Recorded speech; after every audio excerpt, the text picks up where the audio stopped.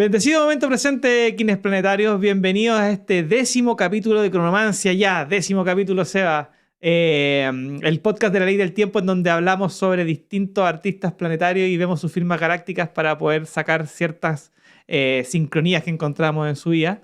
Y nuevamente estoy aquí con mi compadre Sebastián Paredes, Kim26, enlazador de mundos cósmicos blancos. ¿Cómo estás, Antípoda Perfecto? Nuevamente aquí en la Cueva del Descubridor. Bien, aquí estamos acercándonos a la mitad de este viaje, también al centro del Solkin.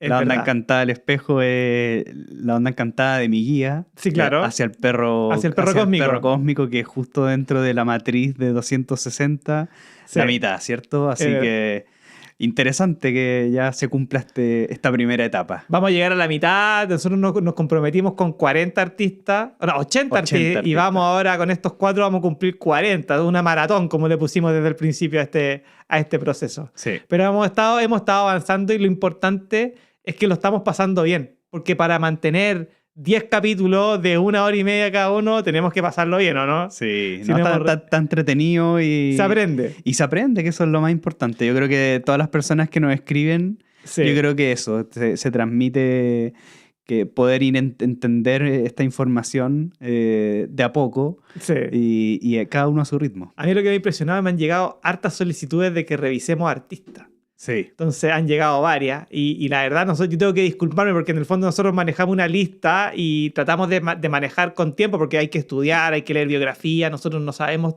hay muchos artistas que nos sorprenden. Por ejemplo, en esta oportunidad hay alguno que tú no conocías y que vamos a mencionar ahora, pero que hay que estudiarlo, entonces también hay que tener un poco de paciencia con todos los artistas. El que va sí o sí, que el que más me preguntan, va sí o sí, Cerati como Perro Solar, pero Perro Solar es de la onda encantada del viento y eso es Castillo Verde, así que todavía falta camino para ese artista. Así que para los que están desesperados por Cerati, sí, viene. Viene, sí. Pero bueno, metámonos entonces a lo que es la onda encantada del espejo. Uh-huh. En esta onda encantada del espejo, que como decíamos nos lleva hacia el centro del Solkin, vamos a revisar a 4 artistas planetarios. 2 de ellos súper conocidos, uno un poco conocido y el otro un poco más desconocido, pero queríamos meter algo distinto. El primero es Kurt Cobain, el vocalista de Nirvana, que es espejo magnético, 1518. Después vamos a ver a Jodie Foster, que es actriz. La estuvimos revisando con Carl Sagan en su momento, que actuó en Contacto. Claro. Hizo el personaje de Sagan, pero orientado a la mujer. Lo hablamos en ese capítulo, que lo pueden revisar, está en el canal de YouTube. Después vamos a ver a Nassim Haramein, que es un físico que tiene una teoría unificada de la física, que yo tuve la oportunidad de tomar un curso con él en su Resonance Academy Foundation, y que va a estar interesante hablar porque hay algunas cosas que aprendí de Haramein que las pude conectar con la Ley del Tiempo que quería compartir. Uh-huh. Y después vamos a ver a O'Reilly.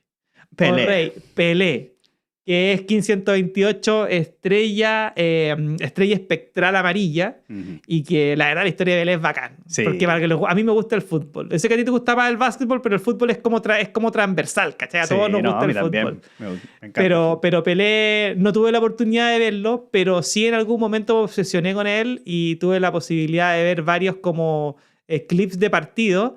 Y era un toro. Y uno es distinto. Quizás los argentinos tienen alguna opinión distinta sobre el tema por Messi, que yo también lo encuentro genial, y Maradona, que también lo encuentro genial. Pero Pelé, para mí, es como que engloba distintas áreas del juego. Y eso lo vamos a estar hablando también en su propio momento en este Cronomancia 10. Uh-huh.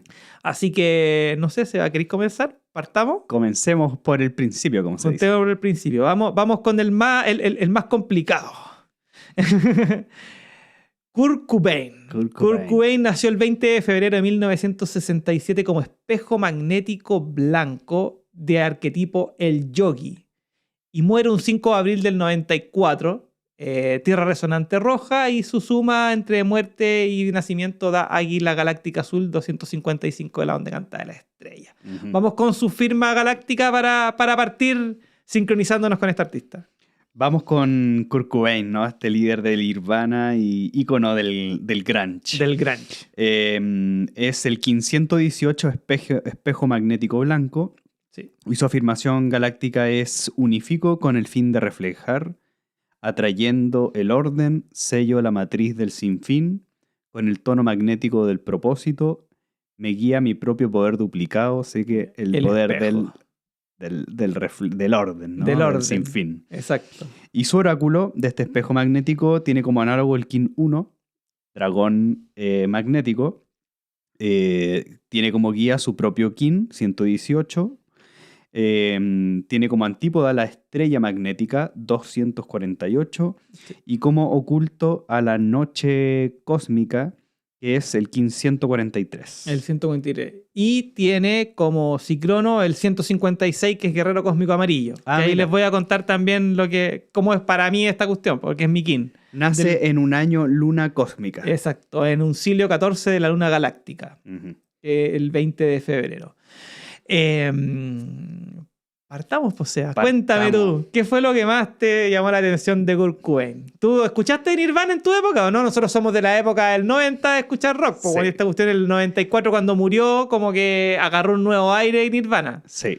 A mí la verdad que me gusta mucho el grunge. Ya. Me siento mucho más granchero que cualquier otro estilo. ¿En serio? Sí, o sea, escucháis Pearl Jam, Alice in Chains, toda la gama. Principalmente Alice in Chains y Soundgarden son mis grupos. Sí. Bueno, el grunge, el camino hacia el suicidio, pues bueno, ten cuidado. Tiene que ver con algo generacional, yo creo. Si es algo de los 90.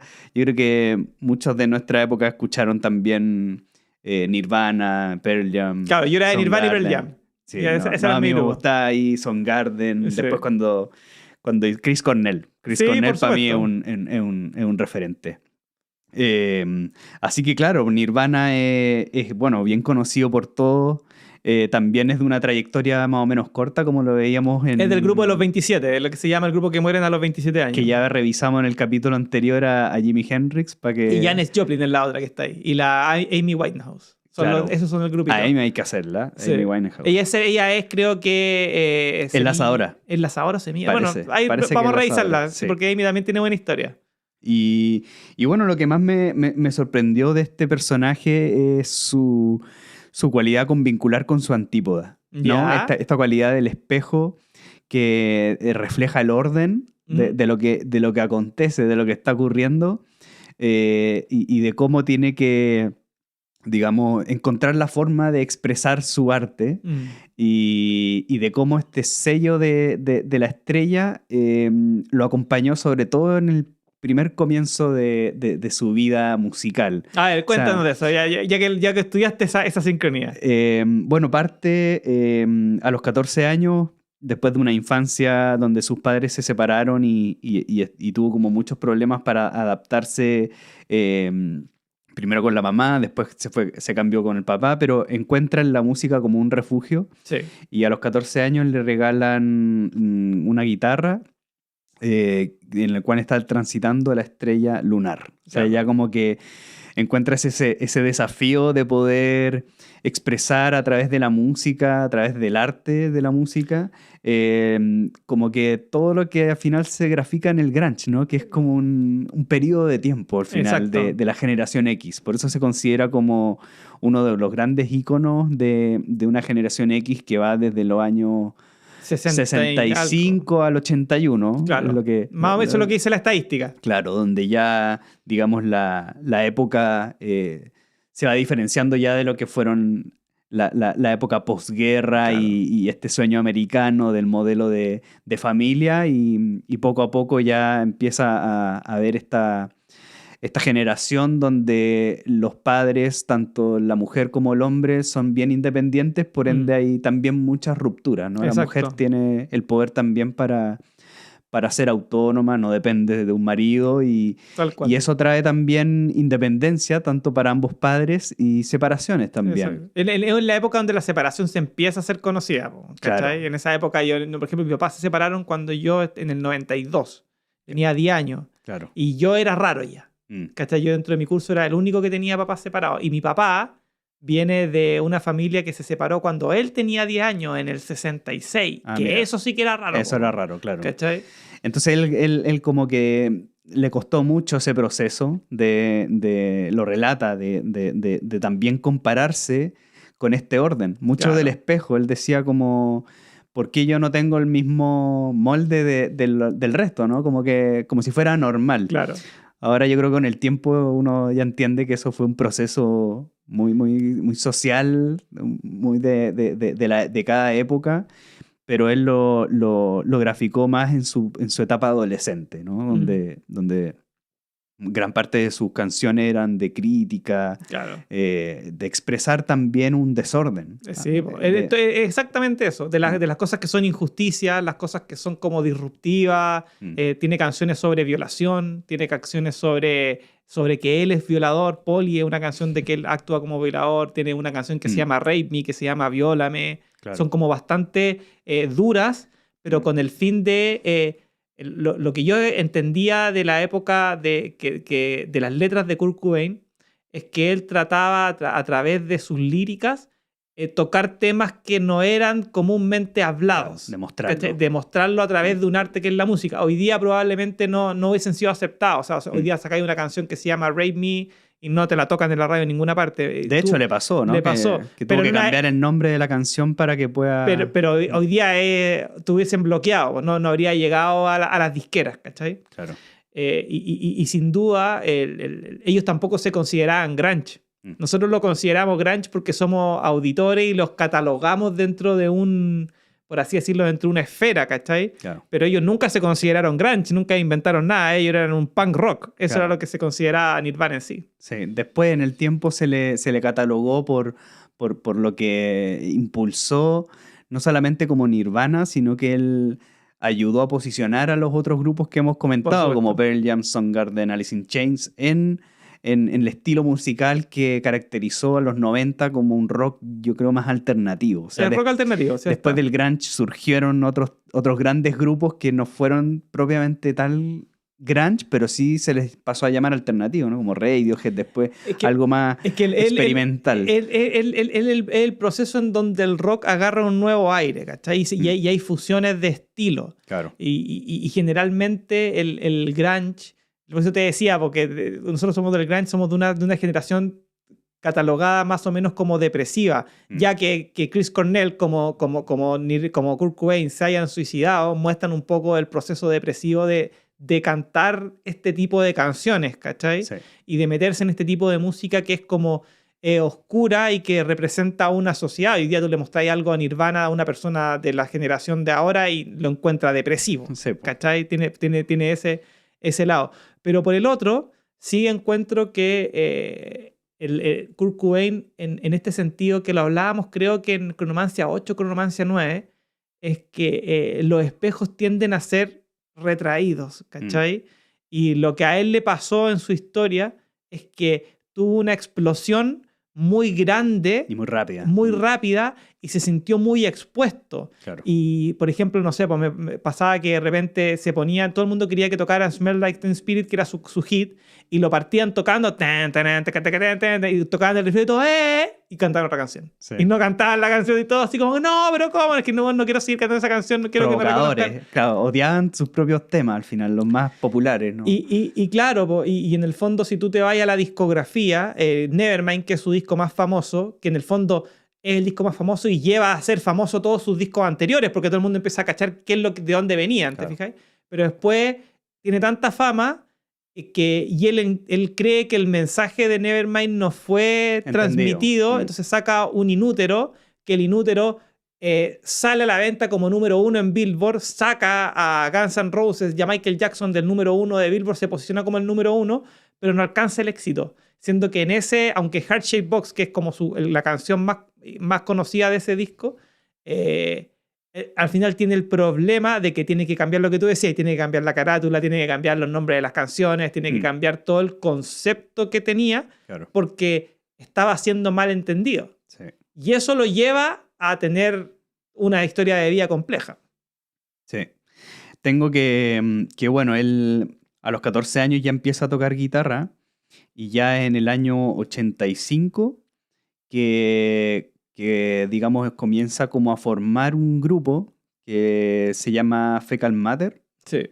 Y él está transitando ya estrella rítmica. O sea, como que empieza ya como esta organización de su estilo musical, Claro. estas influencias medias punk. Claro. Y básicamente es la base que después construye para presentarle este estilo musical a quien va a ser como el bajista de Claro. Nirvana, y es el gran dúo, ¿no? Que es Chris Novoselic.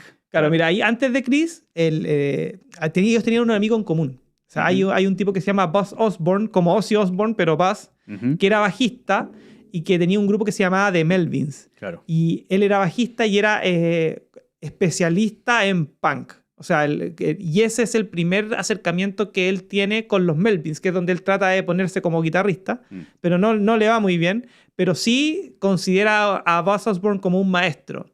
Y Buzz Osborne, como bajista, le presenta a Chris Novoselic como bajista, y ahí parten los dos hablando. Y Chris Novoselic tiene como king el caminante rítmico, y juntos hacen un mono 7, que es de la onda encantada de la serpiente, que es la que vimos el capítulo pasado, Claro. y el king 111, que también es un número importante porque son 3 unos juntos. Sí. Y ahí parte como la primera historia de Nirvana, donde, claro, este Buzz Osborne hace de link, ¿cachai? Claro. Entre uno y otro, lo junta.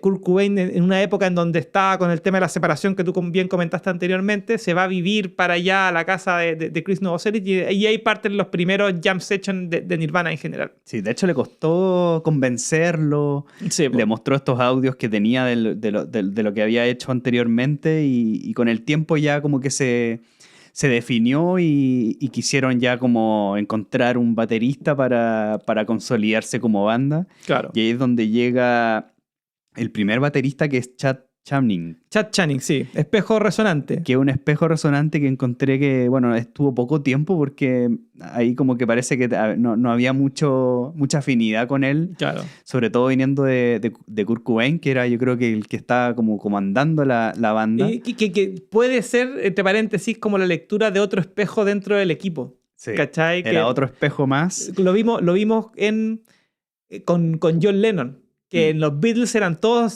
sellos distintos, Claro. y generaron como algo, pero nunca se chocan dos, y generalmente los grupos pasa eso, no son grupos que tengan el mismo sello, ¿cachai? Aparte que con la incorporación de Chris, ¿cómo se llama? De Chad Channing. Entre los tres hacen Luna Magnética. Ya. Así que yo creo que ahí fue un proceso de purificación. Claro. Hasta que vino el segundo baterista, que ya es como el más conocido, después Claro. sobre todo como imagen, ¿cierto? Ya, y como con los últimos 2 discos, que es David Grohl. Claro, Dave Grohl. Que él es mono eléctrico, ¿no? Es mono Es mono entonado. Sí. Y bueno, mono entonado llega con esta pareja mono Claro. resonante, y hacen Viento Cristal, Claro. que también es de la onda encantada del mono. Entonces Claro. ya como que estos tres, digamos, como que se afinan en jugar, yo creo, con este estilo, en producir música, y les va bien, ¿no? Ahí alcanzan el hit. Claro. Con este disco Nevermind, y ascienden muy rápido, ¿no? Lo que tú decías, y es Claro. de que pasan a la fama en muy poco tiempo. Yo tuve la oportunidad, a mí Dave Grohl me gusta mucho porque después hace un grupo que se llama los Foo Fighters. Es más, creo que lo discutimos cuando él en el mono entonado, si lo veíamos o no lo veíamos, Sí. y quedó fuera en esa oportunidad. Pero en una entrevista que yo vi de Dave Grohl, en el fondo él lo que hablaba sobre Nirvana es sobre la química. Cómo él no podía creer que la química que tenían, que se podían pasar en un garage tocando y repitiendo, y la perfección que buscaba Kurt Cobain, que es algo que no se habla mucho. Es como... propio del espejo, ¿no? Es propio del espejo, pero nosotros lo vemos como espejo, pero para la gente en general, cuando le preguntaban cómo era Kurt Cobain, puta, la gente no cacha mucho que lo perfeccionista que él era, Claro. y que él era muy fanático de los Beatles también. ¿Cachai? Entonces, este juego como armónico pop. Entonces, él, dentro de su cabeza, lo que quería hacer era cómo hacer el rock y el punk más armónico, para que la gente de manera subliminal le entregaran las armonías y las melodías, pero con un grito Claro. desesperado por dentro, que es mucho lo que hace después Linkin Park. Linkin Park también hace mucho de eso, de que a través de música gritada, por decirlo de una manera, venga con melodías y armónicas, claro, como cosas melódico. que sean más consumibles. Y así tú tenés Lithium, Smell Like Teen Spirit, no sé, pues Polly, que son como los hits del Nevermind, que son canciones que hablan de temas súper fuertes, súper duros, pero que armónicamente suenan súper bien, ¿cachai? Claro. Tengo que cuando arman el Bleach, el primer álbum. Claro, que se lograron con Chad Channing, eso no lo dijimos, que el primer álbum lograron con baterista como Chad Channing, sí. Y ese lo hace transitando Estrella Planetaria. Estrella Planetaria, sí. O sea, como que ahí le da la perfección, el tono planetario, el tono 10, el de producir, de perfeccionar y de manifestar. Así que ahí como que encuentra el estilo. Claro. Encuentra ese estilo que después Nevermind se consolida como una referencia grunge. No, la base del grunge, el disco de referencia, es lo que se llamó grunge, es lo que está en el Nevermind. Claro. ¿Cachai? Y muchos dicen que fue lo que terminó con la era del rock ochentero. O sea, claro, como ahí fue el punto ya de cambio, de inflexión. Y que también tiene, bueno, eso lo podríamos analizar como la onda encantada también del espejo, que va a spin y contra spin. Entonces, terminando la onda del espejo, se termina una historia y parte la historia hacia el otro lado o una nueva historia en otra dirección. ¿Cachai? Y mira, el mono que habíamos visto que estaba tan reflejado en Nirvana. Claro, que es la onda encantada del mono, que es la siguiente. Que es la siguiente, exacto, que el otro Entonces el otro spin. Tiene mucho sentido esa reflexión. Claro. A mí lo que me impresiona de Nirvana, independiente que yo fui un guitarrista, me sabía todos los acordes de Nirvana. Me acuerdo que me compré en Viña había una tienda que se llamaba Black Box, que era como esta tienda metal, que partió trayendo música grunge y vendían los cancionarios. Y me acuerdo que el del Nevermind, el del Unplugged, estaban todos. A mí yo conocí a Nirvana justo en el año 94 debido a la muerte de Kurt Cobain. Yo me entero de Nirvana el día de la muerte de Kurt Cobain. ¿Cachai? Porque un amigo que era fanático me dice, bueno, se murió Kurt Cobain, se suicidó, y ¿qué esta cuestión muestra? Mira, oye, escúchalo. Y partí escuchando Nirvana en esa época, ¿cachai? Imagínate, sabiendo que venía de un suicidio. Entonces, claro. y en una época donde mi papá estaban separados y me acompañó mucho. Y como eran música de rasgueos fáciles, tú podías sacarla en guitarra sin ningún problema. Las canciones, no sé, pues como incluso los rasgueos de Smell Like Teen Spirit es súper básico, ¿cachai? Y a mí lo que me impresionaba de Kurt Cobain era el tono de voz con el que cantaba, que era como hipnotizante, que era lo que yo creo que era como esa voz rasgada, como bien fumada, ¿cachai? Como bien única. Claro. Que hacía que sonara todo distinto, que sonara todo como orgánico. Independiente de lo eléctrico que podría tener la guitarra, el orgánico del conjunto.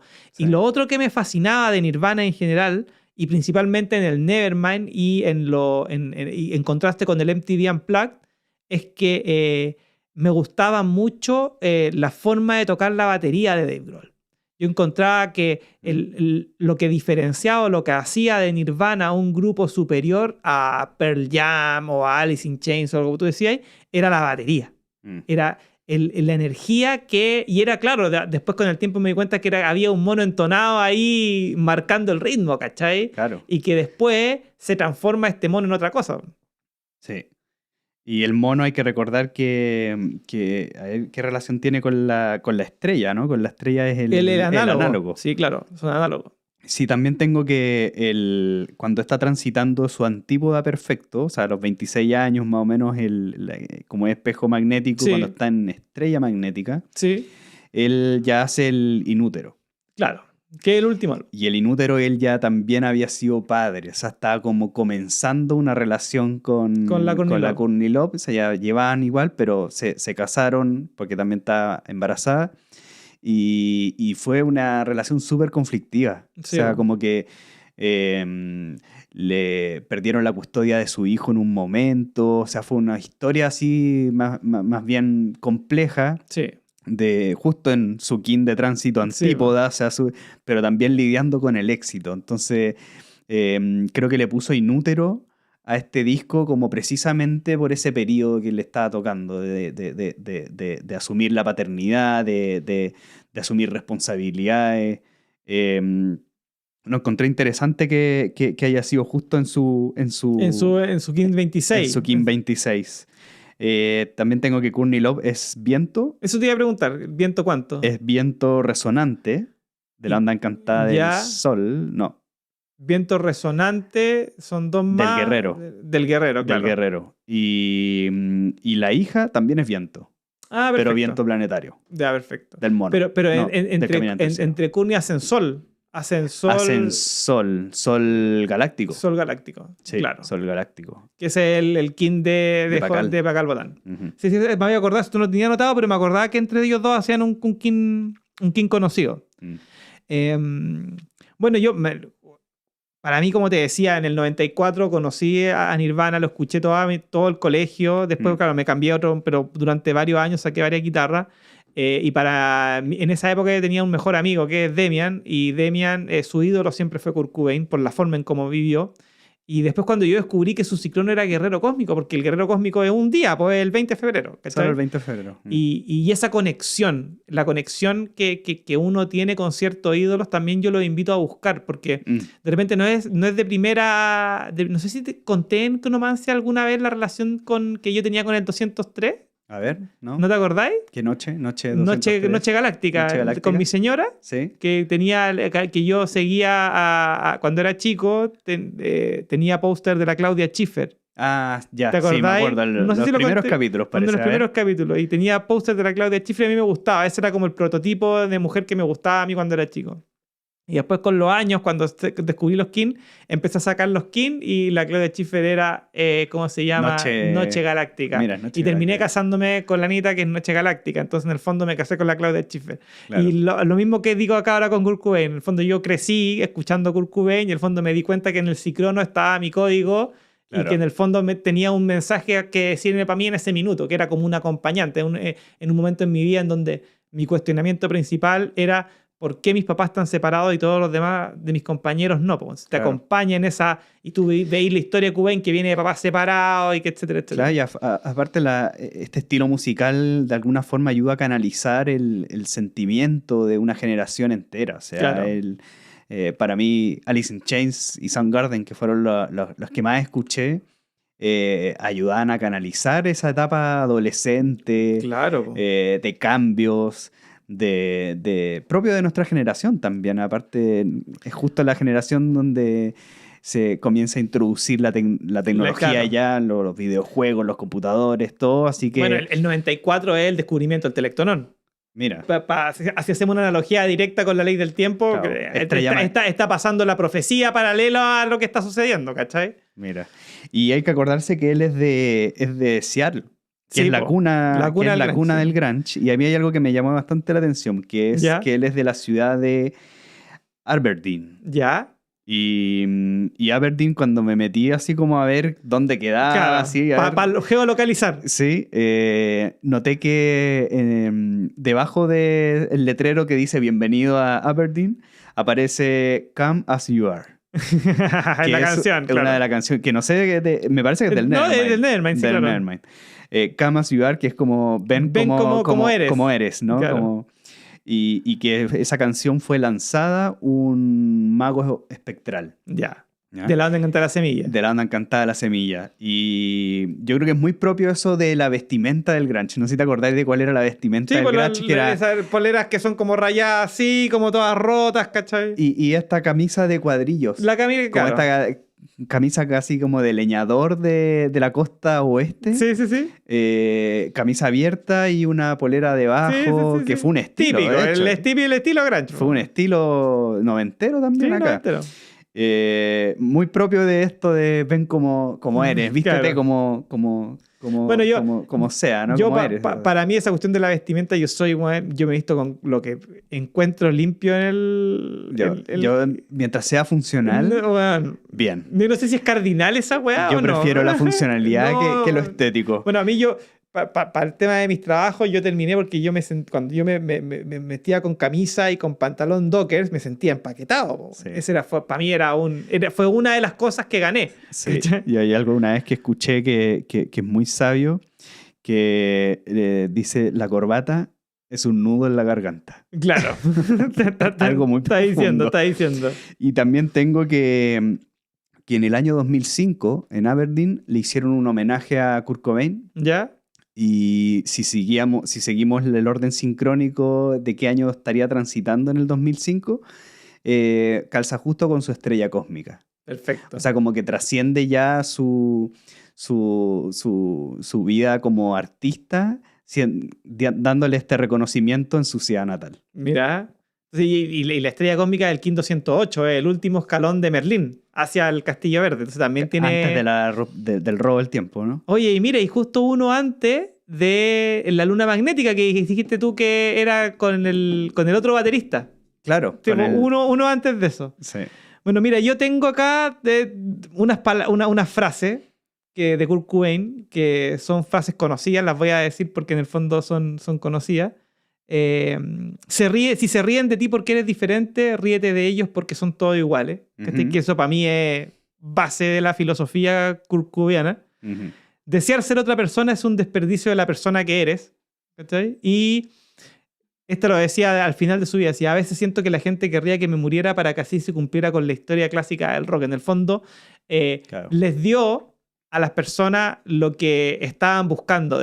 Porque en el fondo el grunge, independiente de ser de marcar a un tipo de persona de la época, en el fondo es la disconformidad con la vida. Claro. ¿Cachai? Es como la gente se siente en un estado depresivo, es música depresiva para depresivos, ¿cachai? Claro. Y si el ícono no termina muriendo como muere, la música no hubiese sido tan trascendental como fue, ¿cachai? Es decir, podríamos decir que no es lo mismo, pero él muere para que nosotros entendiéramos que la depresión no es el camino. Si tú analizáis la vida de Kurt Cobain en base a sus adicciones, el tipo no tiene una vida ejemplar. En ningún caso, tú mismo lo dijiste. Le quitan a su hijo, la Courtney Love también era adicta a la heroína. Adicción a la heroína en plena paternidad. Era sí, como una cosa es complicado, ¿cachai? Y eso no tiene nada que ver con lo que uno busca en una persona. Pero cuando tú hablas de estrellas, ¿cachai? De personas que están expuestas, y más cuando son como por ejemplo espejos que en el fondo tienen que resguardar el orden, lo que reflejan es desorden, porque la gente lo que en esa época quería era salir del establishment, era salir de lo, por eso el come as you are, vístete como quieres, ¿cachai? Haz lo que tú quieres, de ahí viene un poco la filosofía. Sí. Y este mundo de Nirvana que trasciende hasta el día de hoy, o sea... Sí, es conocidísimo. Es conocidísimo, ¿cachai? Todavía suena en la radio algunas canciones. Y la trascendencia también de Dave Grohl como músico también muestra mucho de la calidad de músicos que estaban metidos. Sí. A mí en una de las entrevistas de Dave Grohl, el tipo decía que el Nevermind, las canciones estaban grabadas en una toma. No fueron grabadas, no fue el disco completo grabado en un día, pero como tenían un corto presupuesto, ellos lo que hacían era grababan canciones por día. Entonces tenían 13 días para grabar. Ese era el presupuesto. Entonces lo que hacían, separaban los días como por 5 días de diferencia y estaban todo el día cantando la canción, y llegaban como arriba de la pelota y cuando ya hay que grabar, una toma, quedó. ¿Cachai? Y eso también le da un sonido orgánico. Independiente que el sonido del Nevermind está súper procesado, ha sido remasterizado varias veces, pero sí captura esa esencia, Juan, de la toma única, ¿cachai? Que yo encuentro que es genial. Sí, también tengo que... también uno de sus momentos así como más épicos es el Unplugged, claro. El MTV Unplugged, que, bueno, fue un éxito, y el día de la grabación fue Tormenta Cristal.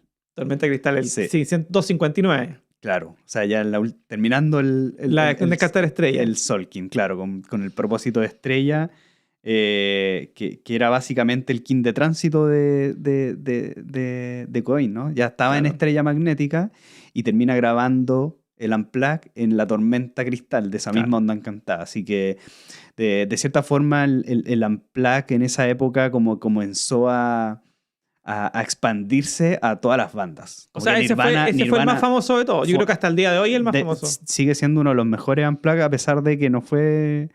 No fue Unplugged, claro. Fue plagiado. Tuvo unos plugs. Tuvo plugs, sí. Sí.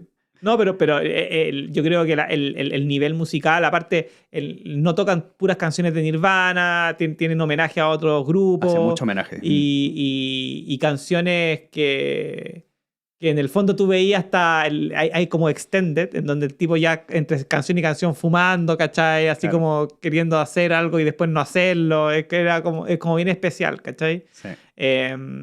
Pero sí, el Unplugged fue un disco que fue tan famoso, quizás no en ventas, pero sí reconocido como uno de los mejores Unplugged de la época. Y claro, y fue en los últimos días, porque después del Unplugged, un par de meses o un año después, creo que fallece. Se suicida, ¿cachai? Sí. Es más, una de las cosas que también me impresionó es que le dan como fecha, y esto es un tema como...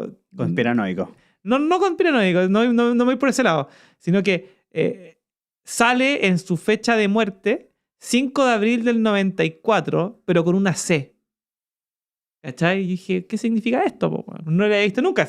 Hemos visto mil... Significa el certificado. El certificado sale ese día porque lo encuentran el 8 de abril. Claro, y dice que probablemente se suicidó el 5 de abril. Entonces tampoco tenemos una fecha de muerte certera. No es que se murió en el día y lo descubrió en el día, sino que descubrió en el cuerpo días después. ¿Cachai? Claro. Y siguiendo esa cuestión, él, claro, muere en una tierra resonante que es de la onda encantada del mono. O sea, hace alusión a lo que estábamos hablando recién con el mono. Y en la suma de la muerte con el nacimiento dan Águila Galáctica, que es de la estrella. De nuevo la estrella ahí. La estrella. Exactamente. No, todo un personaje Kurt Todo un personaje de Kurt Cobain. Pero bueno, eso es lo que le pasa a los de los 27. No entrar mucho en las drogas porque ahí se caga. Pero claro, trascienden la muerte. Ahora, sí. la vida de él no era muy buena. Si tú cuando lo que yo me he dado cuenta de las entrevistas, los documentales que hay registro y las películas que hay al respecto, la vida de Kurt Cobain no era nada de envidiable. O sea, el tipo sufría un montón. Tenía un dolor estomacal que lo tuvo toda la vida. Tuvo que cancelar conciertos por estos problemas. Y después era porque el weón, claro, se droga y comía en diferentes partes del mundo y era delicado de guata y tenía que viajar y qué así, ¿cachai? Pero bueno, ¿te parece que pasemos al siguiente artista? ¿O te queda algo por ahí, no? No, pasemos. Démosle. Ya, vamos con Jodie Foster entonces. Jodie Foster. 19 de noviembre de 1962, Serpiente Galáctica Roja, la iniciada serpiente. Vamos con la firma galáctica. Veamos, el 1525, Serpiente Galáctica Roja, Jodie Foster. La afirmación galáctica es: armonizo con el fin de sobrevivir, modelando el instinto, sello el almacén de la fuerza vital, con el tono galáctico de la integridad y me guía el poder del agua universal. La luna galáctica. La luna galáctica. Su oráculo tiene como análogo el mago galáctico, que es el KIN 34, como guía la luna galáctica, que es el KIN 229. Tiene como antípoda el águila galáctica, que es el KIN 255, y como oculto el guerrero rítmico KIN 136. KIN 136, exacto. Tiene como Cicrono el 77, Tierra Cristal, de la onda encantada del Enlazador. Y nace un año luna solar. Luna solar en una luna entonada a Alfa 5, cercano al mío. Claro, en noviembre, pues yo soy del 30 de noviembre. Somos de la entonada. Vamos con Jodie Foster. Pues hablamos un poquito de Jodie Foster en el tercer capítulo. El tercer capítulo de Carl Sagan, porque en el fondo ella actúa en la película Contacto, que es como una película extraterrestre, que es una película basada en un libro de Carl Sagan, y que se dice que ella actúa como en un rol femenino de Carl Sagan en la búsqueda de la vida extraterrestre. Para los que no se acuerdan, pueden ver ese capítulo, está en la onda encantada de La Mano. Y está también el clip separado. Pero bueno, ahora nos tocó revisar a esta actriz que es Serpiente, porque tiene como análogo, pero como antípodo del águila, que era Carl Sagan. ¿Qué fue lo que más te impresionó de su vida, Seba? Bueno, una persona parece que bastante inteligente. Claro. Algo muy característico en el sello de la serpiente. Eso es verdad, las serpientes son inteligentes, tienen como culto al guerrero. Tienen como culto al guerrero y la serpiente como tiene esta esencia del instinto. Claro. Es como una mente que siempre está en atención. Se le llama el cerebro reptiliano a la serpiente. Y estar con todos los instintos, yo creo, los 5 sentidos, pero ahí, latentes siempre. Y bueno, una persona que empezó desde muy chiquitita, ¿cierto? A los 12 años ya graba Taxi Driver con este actor Robert De Niro que ya lo vimos en la onda encantada, en la pasada, en Cronomancia 9. En Cronomancia 9, en la onda encantada de la serpiente. Bueno, ella transita como perro galáctico. Ella no se gana el Oscar por Taxi Driver, ¿cierto? No. Pero no. en la primera nominación. Ah, la nominan. La nominan. Con 12 años la nominan a como... Y ahí hace una prostituta infantil. Sí, porque con 12 años. 12 años, o sea, y muy bonita, ¿cierto? Claro. Como rubia, de ojos azules. Y igual difícil, bueno, hacer un personaje así a los 12 años. Súper difícil, o sea, ahí a mí... ¿Cómo abrirle la cabeza, Juan? Y su sello de serpiente... Es muy importante. Es muy importante porque, sobre todo para una película... que tiene escenas como violentas o por lo menos que tiene un suspenso de cómo un tipo quiere asesinar a un político, ¿no? Y cómo una niña se vincula con este personaje. O sea, es súper fuerte. Sí, yo me acuerdo que en Taxi Driver el Robert De Niro trata de protegerla, que se salga, le paga para que vaya. Trata de hacer como una acción bondadosa, pero con las partes más oscuras de la sociedad. Por supuesto. Sí, y bueno, actúa muy bien. Tiene su primera nominación, la hace en su mismo tono. O sea, ella es Serpiente Galáctica, pero cuando graba esa película es Perro Galáctico. ¿Ya? Y de cierta forma el Perro Galáctico tiene como propósito la noche, ¿no? Así que el sueño. Así que yo creo que de cierta forma... comenzó su carrera ¿cómo se llama esto? Dentro del cine, dentro de la actuación. Yo creo que sobre todo con esta película y con digamos, el reconocimiento que se le dio, como esta nominación al Oscar, como ya proyectando un buen camino. Un buen camino. Y ahí es donde ya gana su primer Oscar en el año 88-89 con Accused, ¿no? De Accused, claro. Sí. Y ahí ya gana el Oscar. También siendo, ¿cuánto tenía? 22 años, una cosa así, ¿no? 21. 88, y desde es del 62. 26. 26 años, más o menos, claro. Más o menos. Casi que justo en la mitad, po. En su antípoda, ¿no? Como una águila más o menos... Claro, es que lo que pasa es que ya es de noviembre y la película salió un poquito antes, pero es casi a los 25 años, lo tengo anotado como perro resonante o como águila galáctica, dependiendo... Pero en la mitad. Pero en la mitad, o sea, claro, porque como águila galáctica ya digamos que es de la onda encantada de la estrella, ya tiene su Oscar. Sí, po. Y eso ya la levanta como para sus próximas películas, que la verdad que igual fueron un éxito. Y su carrera también como directora, porque después directora. Exacto, porque llega su año 91, que es donde gana su segundo Oscar. Claro, con El silencio del inocente. Y esa ya la eleva, pero como a una eminencia, ¿no? Yo creo contacto. A contacto, de hecho, porque ese es el periodo donde no solo gana su segundo Oscar, sino que esta película de serie de Silencio de lo Inocente ya es como después un ícono es un clásico. De las películas de suspenso. Hopkins gana el Oscar por esa actuación, me imagino. No lo revisé, güey. No, yo tampoco lo revisé, pero me parece que tal vez tuvo una nominación o algo así, porque si no, tal vez se lo habrían dado, pero... Seguro. O tal vez lo habríamos visto, pero a ella le dan el Oscar. Y lo que me llamó la atención es de que Anthony Hopkins es un viento cristal. Viento cristal, ya. Viento cristal, de la onda encantada del mono.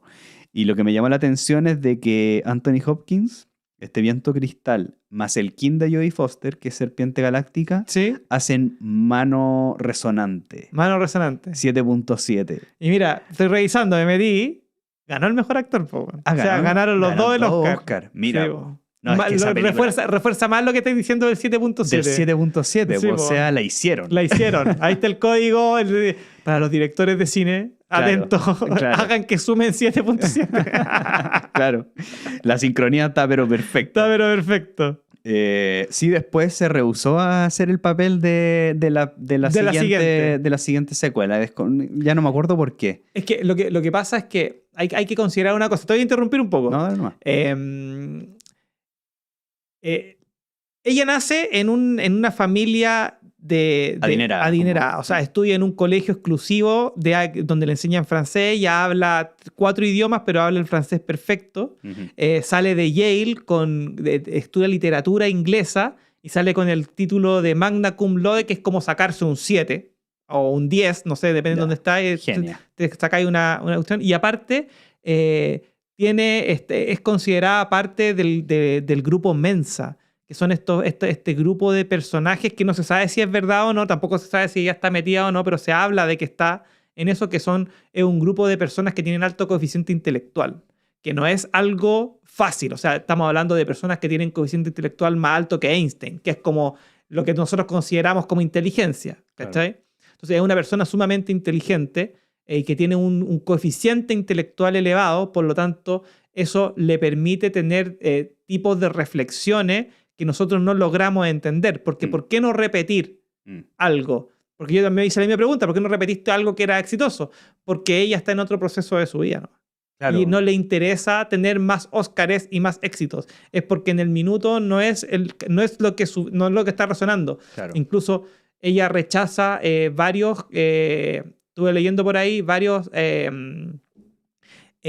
personajes de prostituta, porque con Taxi Driver, al tener un Taxi Driver como prostituta y tener otro, podía ser encasillado en esa rama y ella no quería ser encasillada en esa rama. Entonces, como viene de una familia adinerada y no hace esto por dinero y ya tiene una cantidad de premios como los Oscar que los tiene para ella, le da la posibilidad de elegir de mejor manera los personajes, no por necesidad, sino que por voluntad. Claro. Y esa es la razón por la que El silencio de los inocentes no lo hace. Claro, tal vez para no seguir encasillada en esa misma temática. Bueno, ese mismo año del silencio de los inocentes que está transitando La serpiente planetaria. Sí.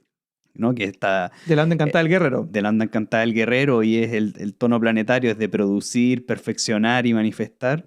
No solamente hace El silencio de los inocentes, sino que ya se atreve a hacer la primera película como directora. Como directora, sí, mira. Que es Little Man Tate. Little Man Tate, que también creo que fue nominada a algo, no sé si al Oscar, pero sí tuvo Desconozco si esa película. Sí, me acuerdo que algo tuvo como alguna nominación a Globos de Oro, algo tuvo, ¿cachai? No me acuerdo muy bien. Pero sí, no era una película cualquiera. Sí, de ahí viene bueno, hace varias películas, pero con Contacto. Ahí encontré una sincronía bien buena que ella está transitando el águila eléctrica. El 1555. 1555. Cuando está haciendo esa película, que vimos ya ese King. Sí, pues el de Nostradamus. El de Nostradamus, el del vidente. Sí, de la onda encantada de la profecía. De la onda encantada de la profecía. Así que me pareció bien curioso que estuviera justo transitando eso cuando hizo Contacto, ¿cierto? Claro. Esta película bien, digamos, que de hecho ya la revisamos con Carl Sagan, pero que ya tira una temática más hacia la ciencia. Claro. Y hacia el futuro, hacia la extraterrestre, el mundo como más... Y digamos de una ciencia ficción cada vez apuntando hacia lo real. Claro. No estas ideas, digamos, tan descabelladas que tienen poca conexión con la ciencia real. Claro. Sino que ella se mete en ese mundo y le va muy bien aparte con Matthew McConaughey, que es como con quien hace esa película. Bueno, son varios actores, pero el que más me llamó la atención fue Matthew McConaughey porque es serpiente, igual que ella. Sí, porque es serpiente cósmica. Y de la onda encantada del caminante del cielo. Entonces ella en Águila Eléctrica más Matthew McConaughey con serpiente cósmica, los dos en esta onda encantada del caminante del cielo, justo en esta misma película. Mira, está buena esa, porque Contacto es una película que cambia un poco el foco de la ciencia ficción, que viene muy, en esa época en el cine venía muy enfocada en lo que era Star Wars y la Guerra de la Galaxia, y esta otra que se llama Star Trek. Claro. Muy orientada al viaje interestelar, pero El Contacto fue la primera película que quiso basar su tema a nivel científico, como lo fue Interstellar en su momento. Exacto. ¿Cachai? Así que, ¿qué más de...? Bueno, yo te digo que yo he visto un par de películas de Jodie Foster. Siento que ese tema del coeficiente intelectual a mí me llega, porque yo siempre la encontré el silencio del inocente la he visto varias veces y encuentro que es muy buena actriz, muy bueno el papel que hace, ¿cachai? Igual Anthony Hopkins, por eso me preguntaba si tenía el Oscar también, pero siento que como guerrero se nota esa inteligencia en la serpiente, que me pasa mucho también cuando escucho a la Stephanie. Que la Stephanie también es serpiente eléctrica, claro. Y quizás no le pasa todo, yo soy guerrero y estoy de oculto, ¿cachai? Pero yo me miro hacia adentro cuando veo serpiente, ¿cachai? Y las serpientes miran hacia adentro cuando ven inteligencia. y yo siento como que tienen este poder cognitivo superior que le permite hacer como conexiones que van más allá de lo simple. Porque me pasa, pues veo a la Jodie Foster y como que te sentáis a escuchar lo que está diciendo y como su buena actuación te permite como concentrarte en el personaje. Claro. Y lo mismo pasa con la Stephanie, como que te habla y como que tú te sentáis en posición de escuchar, más que de que tu ego trata como de rebatirle o debatirle, perdón, es más como uno más receptor, ¿cachai? Es capaz de atraer. Es capaz de, claro, de generar como esa fuerza instintiva que te permite ver que una persona que tiene un nivel cognitivo, para no decir súper inteligente, por sobre la media. Claro. ¿Cachai? Y eso yo creo que se nota mucho en Jodie Foster. Sí. También tengo que en su año 52, es decir, cuando vuelve a su tránsito de nacimiento, cuando hay que acordarse a los años, cuando cumplimos 52, es el año donde volvemos al kin de nacimiento. Así que vuelve a ser serpiente galáctica. Le dan un reconocimiento por su trayectoria. Justo ahí, en el homenaje de los Globos de Oro, hay un premio al reconocimiento de la trayectoria. Y encontré súper sincrónico que se lo dieran justo en su ciclo 52. Claro. Y que también haya sido su año donde se casó. Claro. Donde pudo revelar, o no sé si revelar, pero ya mostrar sin yo creo, prejuicio, su relación abierta con otra mujer, y es donde se casa. Se casa con Alexandra Edison, que es estrella cósmica. Sí, que también vimos el Quinto 108, que también lo vimos con Queen. Claro. Sí, ¿y cuánto suman los dos? Estrella más serpiente, 13. Caminante del cielo. Y Caminante del cielo galáctico. Caminante del cielo galáctico, claro, es obvio. De la onda encantada del lanzador del mundo. Del lanzador del mundo. El de Nolan. Bueno, ahí tenéis razón, el de Nolan. Claro, ahí ella también se hablaba de ella que era lesbiana, ¿cachai? Y que tenía varias parejas, pero nunca lo dijo. Y no sé, yo creo que sí lo asumía. Yo creo que tiene que ver con un tema de privacidad. Lo protegía. Lo protegía. Sí. Y eso también tiene mucho que ver con dos cosas. Primero, de venir de una familia adinerada, y segundo, haber sido famosa muy temprano. También. Porque en el fondo tú planificas tu vida en base al sincretismo, ¿cachai? A estar más cerrado. Por eso ella nunca habla mucho con la prensa, nunca da nada, porque en el fondo entiende la protección que significa para ella. Incluso tiene 2 hijos, pero nunca ha dicho quiénes son los padres. ¿Cachai? Entonces no se sabe, solo sabe que son hijos de ella, ¿cachai? Y que ella los tuvo y los parió, pero el papá no se sabe si fue natural, fue inseminación, no sabe si lo adoptaron, nada, hay como un sincretismo. Y eso también habla un poco de cómo enfrentar, volviendo a la inteligencia de la serpiente. Claro, cómo saber manejar ese... Cómo saber manejar el tema, porque en el fondo Jodie Foster, independiente que ha ganado 2 Oscars y que ha hecho muchas películas conocidas y que debe tener un poder adquisitivo bastante abundante, por así decirlo, no es una persona que está en los tabloides. Entonces sabe cómo proteger esa esfera, que en el fondo es lo que... Contrario a lo de Kurt Cobain. Sí, te iba a decir eso. Era totalmente lo contrario, opuesto. Que de venir de la nada, de no tener nada, ¿cachai? Y después hacerse famoso, no poder controlar, no drogarte y terminar disparando en la cabeza, ¿cachai? Sí. Que es lo que sucede. Pero bueno, no sé si tenía algo más de Jodie Foster. Sí, hay algo que me llamó la atención. Que en el 2017 ella participa en la serie Black Mirror. Black Mirror, ya. Sí, dirigiendo ¿cómo se llama esto? Uno de los capítulos. Ya. Porque la serie Black Mirror es como esta serie donde son una serie de capítulos que no tienen una relación con la otra, pero que todos tratan un tema un poco controversial sobre el uso de las tecnologías. Claro, como el futuro distópico de la tecnología. Exacto, y eso lo hace transitando el águila planetaria. Ya, perfecto. Y el águila planetaria es el antípoda de la serpiente planetaria. O sea, cuando ella debuta como directora en el año 91, el año que hablábamos, sí. que encontré súper sincrónico que su última dirección haya sido en este Black Mirror, transitando el kin opuesto, ¿no? 26 años después. Mira, como directora. Está bien. Porque transita el águila planetaria, que es de la onda encantada del lanzador.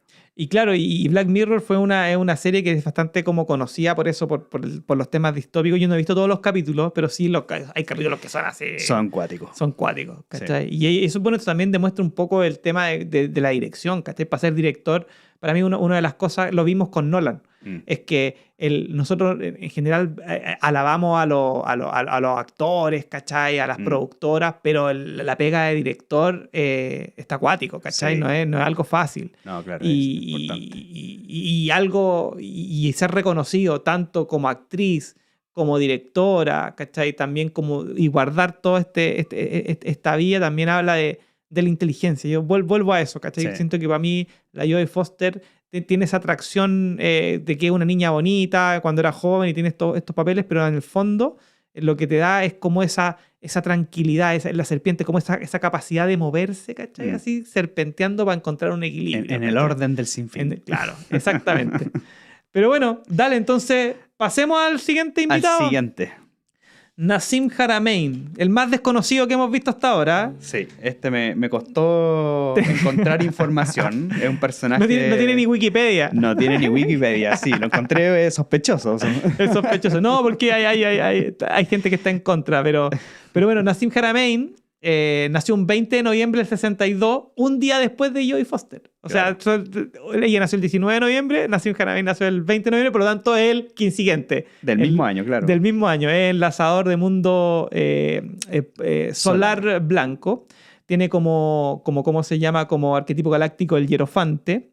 Y es un físico teórico autodidacta que tiene una teoría unificada de la física. Y por eso lo quisimos meter, porque yo en algún minuto tomé un curso con Nassim Haramein y creo que puedo comentar algo interesante con la ley del tiempo, con lo que él está haciendo. Y ahí vamos a contar varias historias. ¿Pero te parece si partimos con la afirmación galáctica? Démosle. Dale. Entonces, enlazador de mundo solar blanco 1526 con este personaje Nassim Haramein. Haramein, sí. Perdón. La firma galáctica de este kin es pulso con el fin de igualar. Sí. Realizando la oportunidad, sello el almacén de la muerte con el tono solar de la intención y me guía el poder del espíritu. Esto le guía el viento. Y el oráculo de este kin tiene como análogo al caminante del cielo solar, sí. kin 113. Tiene como guía entonces al viento solar, que es el 22. Tiene como antípoda al guerrero solar, que es el 256. Sí. Y tiene como antípoda al águila entonada, 130. Como oculto. Como oculto, sí. Perdón. Tiene el águila entonada como 135. Exactamente. Y tiene el mismo síncrono que Jodie Foster, porque la Tierra, el 1577... Y mira, también ahí está el 77. Dijimos algo de 7.7 con Jodie Foster, ¿o no? Claro, que era la mano resonante con Anthony Hopkins. Mira, ahí está, pues, Ahí está, 77. Tiene el mismo síncrono 77 porque 77 es un portal de activación galáctica y como están dentro de los primeros días de la luna entonada, les toca el mismo síncrono. Claro. Y nació en el mismo año de la luna solar y ella nació en Limi 6 y ¿cómo se llama? Y el otro y la Jodie Foster nació en Alpha 5. Nace en Suiza, ¿no? En Suiza. Él nace en Suiza. Claro, a ver, ya, parte tuya, como yo te voy a hablar un montón en esta oportunidad, cuéntame tú qué es lo que te llamó la atención de Nassim Haramein, que de todo. Uy, a ver, aquí, claro, me costó ya porque de este personaje sí que yo no conocía absolutamente nada. Creo que debe ser el primer personaje donde no conozco absolutamente nada. No lo conocía. Creo que lo había visto. Tal vez lo había visto en imágenes, también estos documentales que él ya, donde habla de, digamos, una física como mucho más integradora. Claro, unificada. ¿No? Unificada, como...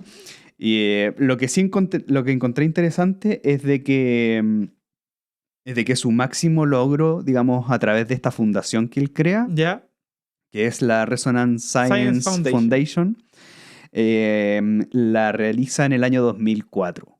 Y en el año 2004 él está transitando el mono espectral. Pues claro, el de quién dejó ser huella. Y digamos, eso lo encontré muy interesante porque digamos que toda esta información que estamos transmitiendo, ¿no? La de la ley del tiempo, los códigos del encantamiento del sueño, y que si uno lo va aprendiendo y va profundizándose más en toda la línea de este conocimiento, va a llegar hacia la ciencia cósmica. Exacto. donde es bastante interesante y profundo llegar a lo que yo percibo como el mundo invisible. Claro. Tenemos una ciencia que como que trata de explicar todo lo visible, todo lo que nuestros sentidos, digamos, nos dicen y básicamente que es lo que vemos, ¿no? Que lo encuentro, digamos, tan limitado. Generalmente las cosmovisiones más antiguas hablan de un mundo visible, pero también de un mundo invisible. Exacto. O sea, de que hay muchas cosas que están pasando siempre en lo que no es evidente, de lo que no está ahí. No porque no lo veamos significa que no va a estar. Entonces me llamó mucho la atención de que toda esta tendencia de Haramein nos lleve a encontrar los patrones naturales a través de la física, a través de las ciencias exactas, pero considerando lo que no es visible, ¿no? Estos patrones que son cósmicos casi, y que tiene que ver mucho con lo que, digamos, enseñó José Argüelles a través de la ciencia del tiempo y de las leyes cósmicas y de que al final... tenemos que conectarnos con esto del tiempo natural, que es básicamente una expresión de estas ciencias cósmicas, de los patrones naturales. Así que encontré que justo haya hecho en el mono espectral esta fundación, dije, aquí hay un montón. Y hay otra sincronía, porque lo voy a explicar un poco, pero para reforzar lo que tú decís, hay un paper que él hace, que es como el paper más famoso, que en donde él, a través de el cálculo de la masa de un protón, calcula cuál va a ser el volumen de el radio, de lo que es un agujero negro, si es que existiese un agujero negro en el centro de la galaxia. Y ese paper lo presenta el 21 de diciembre del 2012, que es el último día del calendario maya. Claro. Él, no sabiendo esto, él lo presenta ese día. Y pasan 6 meses, 8 meses después, en donde se empieza a través de nuevas tecnologías a medir y ahí se comprueba. Se comprueba y tiene Él dice que es demasiado pequeña la diferencia, pero la proyección que él hace es casi exacta. Entonces eso le da como la fuerza para que la gente crea en su trabajo, porque el problema que tiene Nassim Haramein es que no es físico, no está acreditado como un científico físico de alguna universidad, sino que es autodidacta. Y ahí ¿cómo conocí yo a Nassim Haramein? O sea, partamos por eso. ¿Cómo llegó a estar en esta planilla y proponerlo dentro de Cronomancia? A ver, ¿cómo fue? Fue lo siguiente. Yo en el 2000, creo que fue 14, vi un video de él sobre este tema de teoría unificada. Y la verdad me impactó porque en esa época estaba estudiando la ley del tiempo, como tú decías, y la ciencia cósmica. Y este personaje hablaba de geometría, hablaba de los mayas, hablaba de los egipcios y tenía un tema de unificación de la física cuántica y la física cosmológica o la relativista de Einstein. En términos fáciles, Einstein, hay una física que se llama la física relativista o cosmológica que explica todo lo que sucede a nivel de materia. Es decir, todo lo que sucede como los planetas, el espacio-tiempo, etcétera, etcétera. Pero también existe una física que es cuántica, que está basada en las teorías de Max Planck, pero que hace todo lo que tú decís que hace la física del mundo invisible, de los átomos, los protones, los electrones. Pero es una misma física. Entonces, en la física existe esta dualidad en donde no existe una teoría que aplique tanto para la física cosmológica como la física cuántica. Y hay una solución que se llama la teoría de las cuerdas, que es la que hoy día está actualmente, que dice que funciona en los dos lados, pero que no lleva a una fórmula sencilla. Porque en el fondo dicen que para que exista una teoría unificada, tiene que haber una fórmula sencilla, algo así como José Argüelles plantea como el tiempo es igual a arte, algo sencillo. Einstein plantea E es igual a mc al cuadrado, ¿cachai? Claro. Una cosa sencilla. Entonces, Nassim Haramein parte estudiando la física. Él es un matemático desde niño, se da cuenta de hacer reflexiones muy avanzadas. Claro, a los 9 años. A los 9 años él entiende, el ejemplo no lo voy a explicar, pero en el fondo dice que un punto no es nada, sino que 2 dimensiones, que son las 3 dimensiones, y tiene una confusión grande. Y el tipo entiende que cuando todo es un punto, por lo tanto todo es holográfico, ese es algo que él se realiza. Entonces, para poder comprobar cómo era la matemática en la naturaleza en alguna época de su vida, estudiando física, se compra una minivan y se va a Hawái, ¿cachai? Empieza a escalar montaña, empieza a hacer surf, y en la conexión con la naturaleza encuentra que hay una geometría implícita, que se basa principalmente en lo que es la geometría de Fibonacci, en la proporción áurea. El espiral. Del espiral, y que tiene que ver también con el vector de equilibrio que le llama él, que es una forma que determina el espacio que viene sacada de un personaje que se llama Buckminster Fuller, que habla de los sistemas enteros, que es el mismo Buckminster Fuller que José Argüelles tomó para hablar de la holonómica. No más que Nassim Haramein le dice holofractal y José Argüelles le llama la holonómica. Y que, haciendo un paréntesis como en la historia, yo cuando tomé el curso dije a este personaje no conoce a José Argüelles, ¿cachai? Porque le falta ese como lapsus pequeñito para poder entender y cómo le digo, ¿cachai?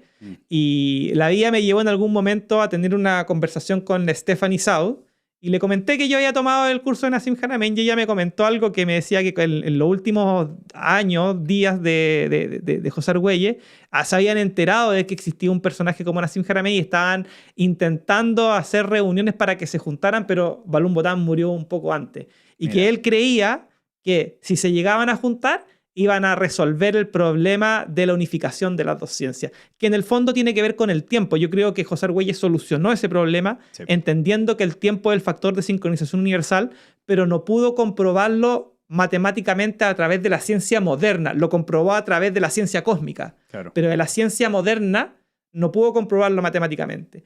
Y él creía, o por lo menos eso es lo que entendí yo de lo que me dijo Stephanie, es que si que se juntaban, le iban a dar a Nassim Haramein los tips para poder generar esta unificación. Y eso para mí fue algo brutal, porque yo cuando tomé el curso de Haramein,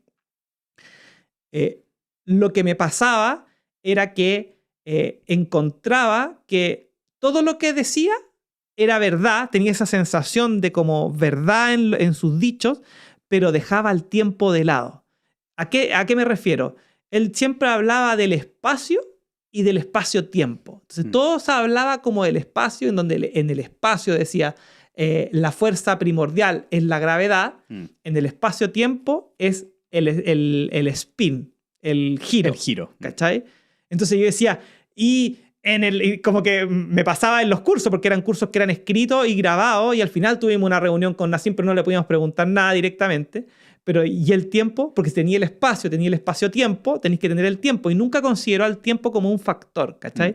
Entonces, yo lo que decía en ese minuto, decía, si tú tenías la fuerza de gravedad, que es lo que mueve el espacio, y tenía el tiempo, que es la tercera dimensión, y tenía el tiempo, que es lo que mueve a la cuarta dimensión, cuando se junta el tiempo con el espacio y crean este tiempo-espacio o espacio-tiempo, que es en la medición que la ciencia ocupa para medir, este como velo malla que nosotros ocupamos para medir, se genera el spin. Porque cuando tú mezclas la gravedad con el tiempo, genera el torque, el toroide. ¿Cachai? Entonces yo decía, me estáis explicando matemáticamente por qué hay un toroide, me estáis explicando, pero él dice que viene desde el espacio, no desde el tiempo. O sea, él trata como de abrirse más allá de la materia. Exacto. Pero no considera tal vez el tiempo o la trayectoria en la cual estamos viajando. No considera el tiempo como el factor de sincronización universal, considera el tiempo como un factor que afecta al espacio, no como una dimensión en sí misma. Claro. Pero el resultado es el mismo. Es como saber que tú pones huevo, o no sé, pones agua por un lado y harina y tienes masa, pero estáis viendo solo la harina y la masa y no consideráis el agua dentro de la producción de la masa. Y eso es porque en ninguna parte de la ciencia, más que en la ciencia cósmica de la ley del tiempo, se considera el tiempo como algo de la cuarta dimensión. Claro. Es solo eso, ¿cachai? Es solo un concepto. Y que Nassim Haramein, desde mi perspectiva, tenía la posibilidad de entenderlo porque su perspectiva de la física es distinta. ¿En qué sentido? La física siempre... No sale de la academia también. Es que lo que pasa es que por eso no tiene Wikipedia y por eso porque nadie lo valida, porque no tiene un grado científico, un doctorado formal. Claro. Pero, por ejemplo, Pero igual trabaja con físicos que son académicos. Sí, pero en el fondo lo que tú tienes que hacer es comprobar matemáticamente algo y no solo comprobarlo, sino que tienes que mandarlo a la unidad de ciencia y tenés que agarrar un espacio para que te lo revisen. Claro. Porque los papers avanzan a velocidad de la luz y este es un paper más de una persona que no es específico, entonces es difícil. Pero en el fondo, lo que se me fue un poco la onda, pero lo que Nassim Haramein viene a comprobar es que en el espacio-tiempo, en esta unión del espacio con el tiempo, se genera una fluctuación de energía que genera que la materia gire, pero que en la ciencia tradicional siempre dice dos cosas. Primero, que la materia define el espacio. O sea, dicen que si no hay materia, no hay espacio porque no hay nada con qué compararla. Entonces asumimos que el espacio está vacío. Es más, al espacio se le considera en la física como vacío. Mientras que él dice, no, pues la perspectiva está mala porque es el espacio el que define la materia. Es decir, nosotros tenemos materia y de aquí para allá hay espacio. Es decir, el espacio es lo que mantiene la materia unida, no la materia que define el espacio. Y si tú consideras solo ese switch de cambio de perspectiva, te das cuenta que el espacio está lleno de energía. Y dice, incluso si tú desmantelas al cuerpo humano en protones, electrones, el 99,9% de espacio y el 0,001 es materia. Por lo tanto, nosotros somos más espacio que materia y en nuestro cuerpo está lleno de energía. Incluso define que en el centro de cada protón hay un agujero negro diminuto. Dice que en el medio de nuestro corazón, la pregunta que él se hace, dice, ¿tú tenías un corazón? Sí, ¿qué es lo que hace al corazón latir? Claro. Dice, algo que está lleno de energía, porque para que late el corazón necesitáis corriente eléctrica. Claro. Entonces dice, él pronostica que en el centro del corazón hay un agujero negro que está lleno de energía que hace que lo mantiene. Entonces, por eso somos el universo, porque en el centro de nosotros lo que somos parte de eso, una parte de él. Exactamente. Y así como está acá dentro del corazón, está en todas partes. Entonces, esas como relaciones te revientan la cabeza. Nosotros que tenemos como una estructura de conocimiento en base a la ley del tiempo que viene un poco con romper las estructuras tradicionales de lo que es la ciencia a través de la ciencia cósmica, es mucho más fácil entenderlo. Pero en esa época, para mí era como, wow, este tipo está haciendo esto. Mira, me hiciste recordar una cosa. A mí me gusta mucho escuchar a Gastón Sublet. Ya. Que me parece que es guerrero, pero no. Es guerrero, sí. Pero no recuerdo qué tono creo que es entonado. Estoy casi seguro. O guerrero autoexistente, parece algo así, pero me acuerdo que es guerrero. No, Sfer es autoexistente. ¿Quién? Alfredo Sfer. ¿Sí? Mira. Sí. Pero sé que el Gastón Sublet es un guerrero, no me acuerdo qué tono. Pero él habla de... Bueno, él se especializó mucho en la filosofía tanto mapuche, pero también del Oriente. ¿Ya? ¿Cierto? Ahí se metió en la historia de los chinos. Y la cosmovisión un poco dentro de la filosofía también oriental. Y cuando hablaba de cómo explicaban qué es lo que éramos nosotros como cuerpo humano, él decía que las palabras traducidas ahora a lo que es el Mapuzungún, pero al castellano, digamos, es que somos un espacio de cielo comprimidos en este cuerpo. Claro. Que es mucho lo que es muy de lo que dices tú, ¿no? De que no es que de la materia salga luego el espacio, ¿no? Claro. Sino que nosotros somos al final este polvo de estrella, ¿no? Esta conjunción de este cosmos que está siendo comprimido hasta que somos, digamos, lo que vemos ahora como un cuerpo, ¿no? Como somos un cielo comprimido. El espacio es lo que define la materia. Donde está el espacio se define la materia. Sí. En el fondo eso. Y yo por eso lo quise traer. Tampoco soy físico cuántico, puedo explicarte cómo el tipo hace los cálculos y cómo calcula el radio del potrón, pero no creo que a la gente le interese eso. Yo creo que a la gente, como Nassim Haramein, los invito a que lo busquen. Yo cuando tomé el curso participé de un crowdfunding, que esto es como gente que pone plata para hacer un video que se llama el The Connected Universe, que lo puedo dejar para que la gente lo vea, está gratuito, traducido en cómo se llama al español con subtítulos en YouTube, que muestran un poco la trayectoria de lo que ha hecho Nassim Haramein, pero siempre con esa duda de qué habría pasado si se hubiese juntado con José Argüelles. Porque siento que él también en el fondo tiene una estructura matemática y él tampoco puede salirse mucho. Él es muy fanático de Einstein, es muy fanático de Bohm, de Planck, que son como los pensadores más grandes de la física moderna, y tampoco puede estar respaldando una persona como José Argüelles, que no es físico tampoco, ¿cachai? Entonces, pero sí, yo siento que si alguna persona puede llegar a él y le explique que el tiempo es su propia dimensión y que en el fondo este factor de sincronización universal con la gravedad, cuando las juntas generan el tiempo-espacio, el espacio-tiempo que puede ser medible, es desde mi punto de vista, el missing link, o sea, la pieza que falta para solucionar la matemática de la teoría unificada de lo que es la ciencia. ¿Y qué significa esto? Porque la gente te pregunta, ¿y qué tiene? Bueno, si tenemos dos físicas y funciona la cosa. Sí, funciona, pero funciona porque hoy día ocupamos fuentes de energías agotables. Sí. Porque nosotros creemos que la energía es escasa. Si tú tienes una fuente de energía ilimitada, que es lo que te permitiría tener no tenerla, sino que entender cómo es la física, de dónde podemos sacar energía infinita, el viaje en el espacio, la alimentación, todo, porque todo es un problema energético. Sí. O sea, porque hoy día, por ejemplo, hay el típico ejemplo que me dan cuando me preguntan por el tema de la energía. Es, oye, dicen, pero ¿cómo en un planeta como la Tierra puede haber escasez de agua si tenemos mares? Claro. Entonces, ¿por qué no? Hoy día la tecnología existe. ¿Por qué no pescamos el agua de mar y la desalinizamos? Porque desalinizar el agua es más caro que el agua. Sí. Entonces, pero si tú tuvieras... Gasta más energía. Pero si tú tuvieras una fuente de energía inagotable, es pasar la cuestión por la máquina si es inagotable. No tendría el problema del agua. Eso mismo es lo mismo. Oye, ¿por qué no viajamos a Júpiter a otra? Porque no hay energía suficiente. Pero si tuviéramos una fuente de energía inagotable, lo que dice Haramein es que esa energía se encuentra en el vacío del espacio. Que o sea, en todas partes. Está en todas partes. O sea, es más, si nosotros sacamos energía solo del 0,0001% de la materia, si nosotros cambiamos eso al 99.999, ya de pasar a tener esto de energía, pasar a tener energía inagotable, ¿cachai? Entonces, de eso se trata un poco para que la gente que se mete un poco más, y la razón por la que entra Haramein acá... Igual hay algo que me llama la atención, que tenga ese kin. Bueno, es lo que iba a decirte. Dale. Digamos, el enlazador de mundo para mí es el puente. Sí. ¿Cierto? El puente entre la vida y la muerte, el puente del enlace. Claro. Y el igualar las dos físicas. Y que sea de la onda encantada del espejo es el orden del sinfín. Claro. Entonces ese es como el puente hacia el verdadero orden, claro. El orden universal, el orden cósmico. Así que yo creo que es un personaje que todavía está por digamos... está latente ahí para que sea una... Él tiene su fundación, el Resonance Science Foundation existe, se llama resonanceScienceFoundation.org, claro. Tienen curso... Va a cumplir 20 años.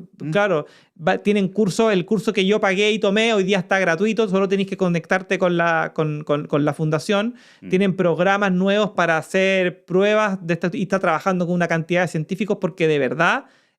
hay una cierta rama de los científicos, obviamente no los más conservadores, claro. Que creen en él y están haciendo pruebas, y puede ser que ya en los próximos años o después de su muerte, en unos años más avanzados, se puedan confirmar sus teorías porque son matemáticamente consistentes.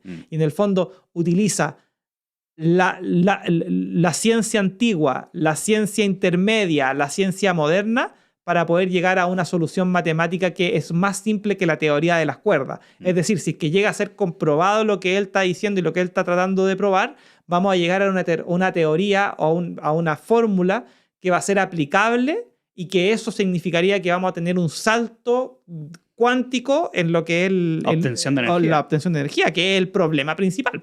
¿Cachai? Claro. ¿Por qué no llega agua ahí a África? Porque no hay... petróleo, es muy caro hacerlo llegar, ¿cachai? Ese es el problema. Claro. Pero bueno, eso.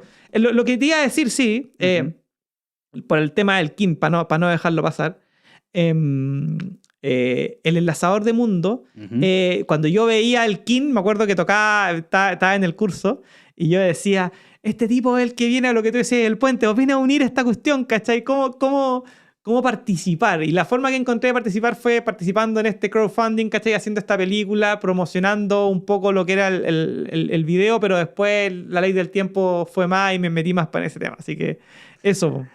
Ojalá sea un punto de enlace en algún momento y que... Sin duda. Porque yo siento que dentro de la ciencia, eso es lo que siempre me ha llamado la atención, sobre todo desde que hago consciente esta información de la ley del tiempo, es cómo la ciencia todavía no cala ahí en lo profundo en relación a lo que es el tiempo. ¿Por qué no? Porque tienen una solución de Einstein. Einstein fue el que, acuérdate de lo que dice José Argüelles. José Argüelles lo que dice es que Einstein, para poder entregar su fórmula de la relatividad, tuvo que traer al tiempo a la tercera dimensión. Tuvo que inventar el espacio-tiempo.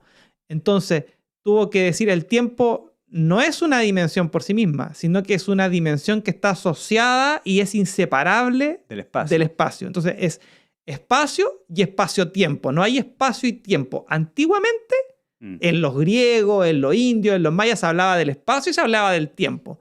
Pero para poder hacer una fórmula matemática se tuvo que crear el espacio. Pero en su lecho de muerte, Einstein dice, parece que el problema aquí está en el tiempo. Y el espacio-tiempo es solo una solución intermedia. Y la verdad... Para saber explicar una cosa. Para poder explicar matemáticamente. Porque lo que dice José Argüelles es que el espacio-tiempo o el tiempo-espacio funciona matemáticamente con el sistema decimal. Pero para entender al tiempo tenéis que manejar el sistema vigesimal. Claro. Y no hay ciencia decimal que defina el vigesimal. Entonces tuvieron que crear este espacio-tiempo intermedio. Pero el espacio-tiempo no es más que las fuerzas del espacio, gravedad, y del tercera dimensión, o sea, la fuerza de la tercera dimensión, gravedad, la fuerza de la cuarta dimensión, tiempo, juntas generando spin. Y como el spin es movimiento, tú puedes medir el movimiento. Pero no puedes medir el espacio si no hace nada y no puedes medir el tiempo si no hace nada. Solo puedes medir el paso del tiempo. ¿Puedes detener el tiempo? Y ahí cabe. No puede detenerse el tiempo. Y el espacio tampoco. Estamos siempre girando, estamos siempre en una trayectoria, estamos en constante movimiento. Y por lo menos la perspectiva de Jaramé, para mí se acerca mucho más a una realidad. Y bueno, Jaramé habla de los toroides. Estamos hablando nosotros, por ejemplo, cuando vemos el arcoíris circumpolar, es un toroide. Claro. ¿Cachai? Entonces ahí también aplica el video del universo conectado. Habla. Falta que te hubiese tenido invitado a José Argüelles para que explicara el lado del tiempo. O sea, falta eso nomás para que para mí fuese como algo contundente, ¿cachai? Que tuviese una contundencia mucho mayor. Pero bueno, eso. Avancemos para algo más. Ahora bajemos el contenido al fútbol para que la gente ahí que está tan mareada con física es verdad, pueda bajar y... Yo me vuelvo loco con la porque aprendo. Me gusta mucho. Está interesante. Está interesante. Pero bueno, invitarlo a ver ese video. Ahí hay muchas respuestas para los que quedaron enganchados con este tema. Invitarlo al universo conectado y también respuesta a cualquier cosa pueden preguntar. Siempre a una buena conversación estoy abierto yo y tú también, yo creo. Así que todo totalmente bien. Bueno, pasemos a Edson Arantes do Nascimento Pelé. Pelé, qué grande Pelé. Grande. El más grande futbolista. Pasamos del cosmos, weón, al fútbol, así, sin dolor. Yo creo que hay harta relación ahí. Hay un punto de enlace. Está bueno. 23 de octubre de 1940, estrella espectral amarilla 1528, que es el número en donde yo nací, en el sincronario 13 Luna. Yo nací el 30 de noviembre, que es el día número 128 del sincronario 13 Luna. El artista. Estrella espectral. Vamos con su firma galáctica. Veamos, este 1528, estrella espectral amarilla, Pelé. La firma galáctica dice: disuelvo con el fin de embellecer, liberando el arte, sello el almacén de la elegancia, con el tono espectral de la liberación, me guía el poder, mi propio poder duplicado. Sí. Y el oráculo de la estrella espectral tiene como kin análogo el kin 11, mono espectral. Ha salido harto el mono espectral en este capítulo. Harto. Sí. Y le guía su mismo kin, estrella espectral. Tiene como antípoda el espejo espectral, que es el kin 258. Y como oculto tiene el caminante del cielo eléctrico kin 133. Sí. Nace en un año tormenta cósmica. En una Limi 6, luna autoexistente, y Cicrono 51, el mono cristal, el de Blavatsky. Y claro, de la onda encantada del sol. Sí, mira. Blavatsky ahí presente. Claro, y el mono, el juego, su análogo. A mí me gusta el fútbol, me gusta Pelé también. Sí, me gusta decir que es el mejor porque no es argentino. Amigos argentinos los quiero mucho. Es que es el único que tiene 3 copas del mundo. Es que bueno, si, objetivamente sí, pues si tú lo medís por órdenes de ganancia, sí, pues, tiene 3, es el único, no hay otro jugador que tenga 3 copas del mundo. Pero yo creo que a mí no me gustan esas comparaciones, ¿cachai? Yo soy más, en el fútbol soy más de la época. Yo creo que Maradona era el mejor del mundo en su época, Messi era el mejor del mundo en esta época y Pelé era el mejor del mundo en esta época. Ahora si comparáis a los 3, si se compara por premio, gana Pelé. Pero no sé si es que Pelé fue más en los mundiales que Maradona o no. Siempre va a existir ese debate. Siempre va a existir ese debate. Intergeneracional. A mí, por lo menos yo... Mira, Pelé murió hace poco, pero yo no lo vi jugar. Yo soy del 82. O sea, yo cuando nací ya estaba retirado, ¿cachai? Sí. Era la época de Maradona. Yo nací en la época del 86, tenía 4 años. Me acuerdo haber visto el Mundial de México. Pero sí, siempre como buen guerrero, ese cuestionamiento de tratar de buscar lo que más se sabe de Pelé. ¿Qué es lo que más podéis ver? Clips, videos, algunas cosas. Y la opinión que yo encuentro como transversal sobre Pelé es que Pelé, a diferencia de Maradona y de Messi, que son las comparaciones más cercanas, era un jugador completo. Absolutamente completo. Era un tipo alto, cabezazo, pase, velocidad, fuerte, definición, técnica, sutileza, se ponía a los equipos en el ¿cómo se llama? Al hombro, y no solo con Brasil, sino que con el Santos, ¿cachai? Ganó Intercontinental, ganó Libertadores, ganó Copas del Mundo, o sea... Récord de goles, o sea, ahora uno puede decir, siempre la comparación, no, pero es que en esa época todos los jugadores eran más malos, las pelotas eran más malas, los pastos eran peores y todo el tema, pero tampoco habían tarjetas rojas. Entonces tú veis... Lo molían, o sea, hoy día le pegáis, bueno, a Maradona también lo molían, nomás sí, que ahí existían tarjetas rojas, pero los árbitros eran más condescendientes. Sí. Pero tú le pegáis una de esas patadas a Messi, bueno, lo quebráis, ¿cachai? En su último mundial de Pelé recién se inauguraron las tarjetas. Sí, po. En el 60 y... No, 70. En el 70. Sí, pues en el 70. Recién, y de hecho el primer expulsado en un mundial fue un chileno. Sí, no, sí, esa siempre ganamos. El primer expulsado en una final, un chileno, siempre... Que fue el Carlitos Caselli. Puta, no, si nosotros los chilenos tenemos esa cantidad de ¿cómo se llama? De hitos. De hitos como no agradables.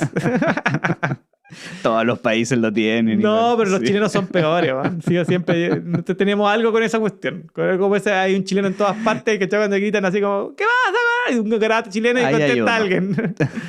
Pero bueno. Pelé, pues metémonos en la vida de Pelé.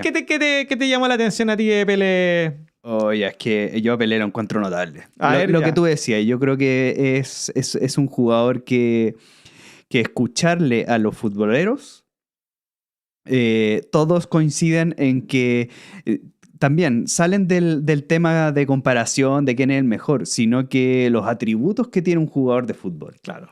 Y no tenía puntos bajos. No, po. O sea, no tenía debilidades. La única forma de cómo parar a Pelé era patadas. Sí, claro. Era bajarlo, porque el gallo era superior físicamente. De hecho, hay documentales donde aparece...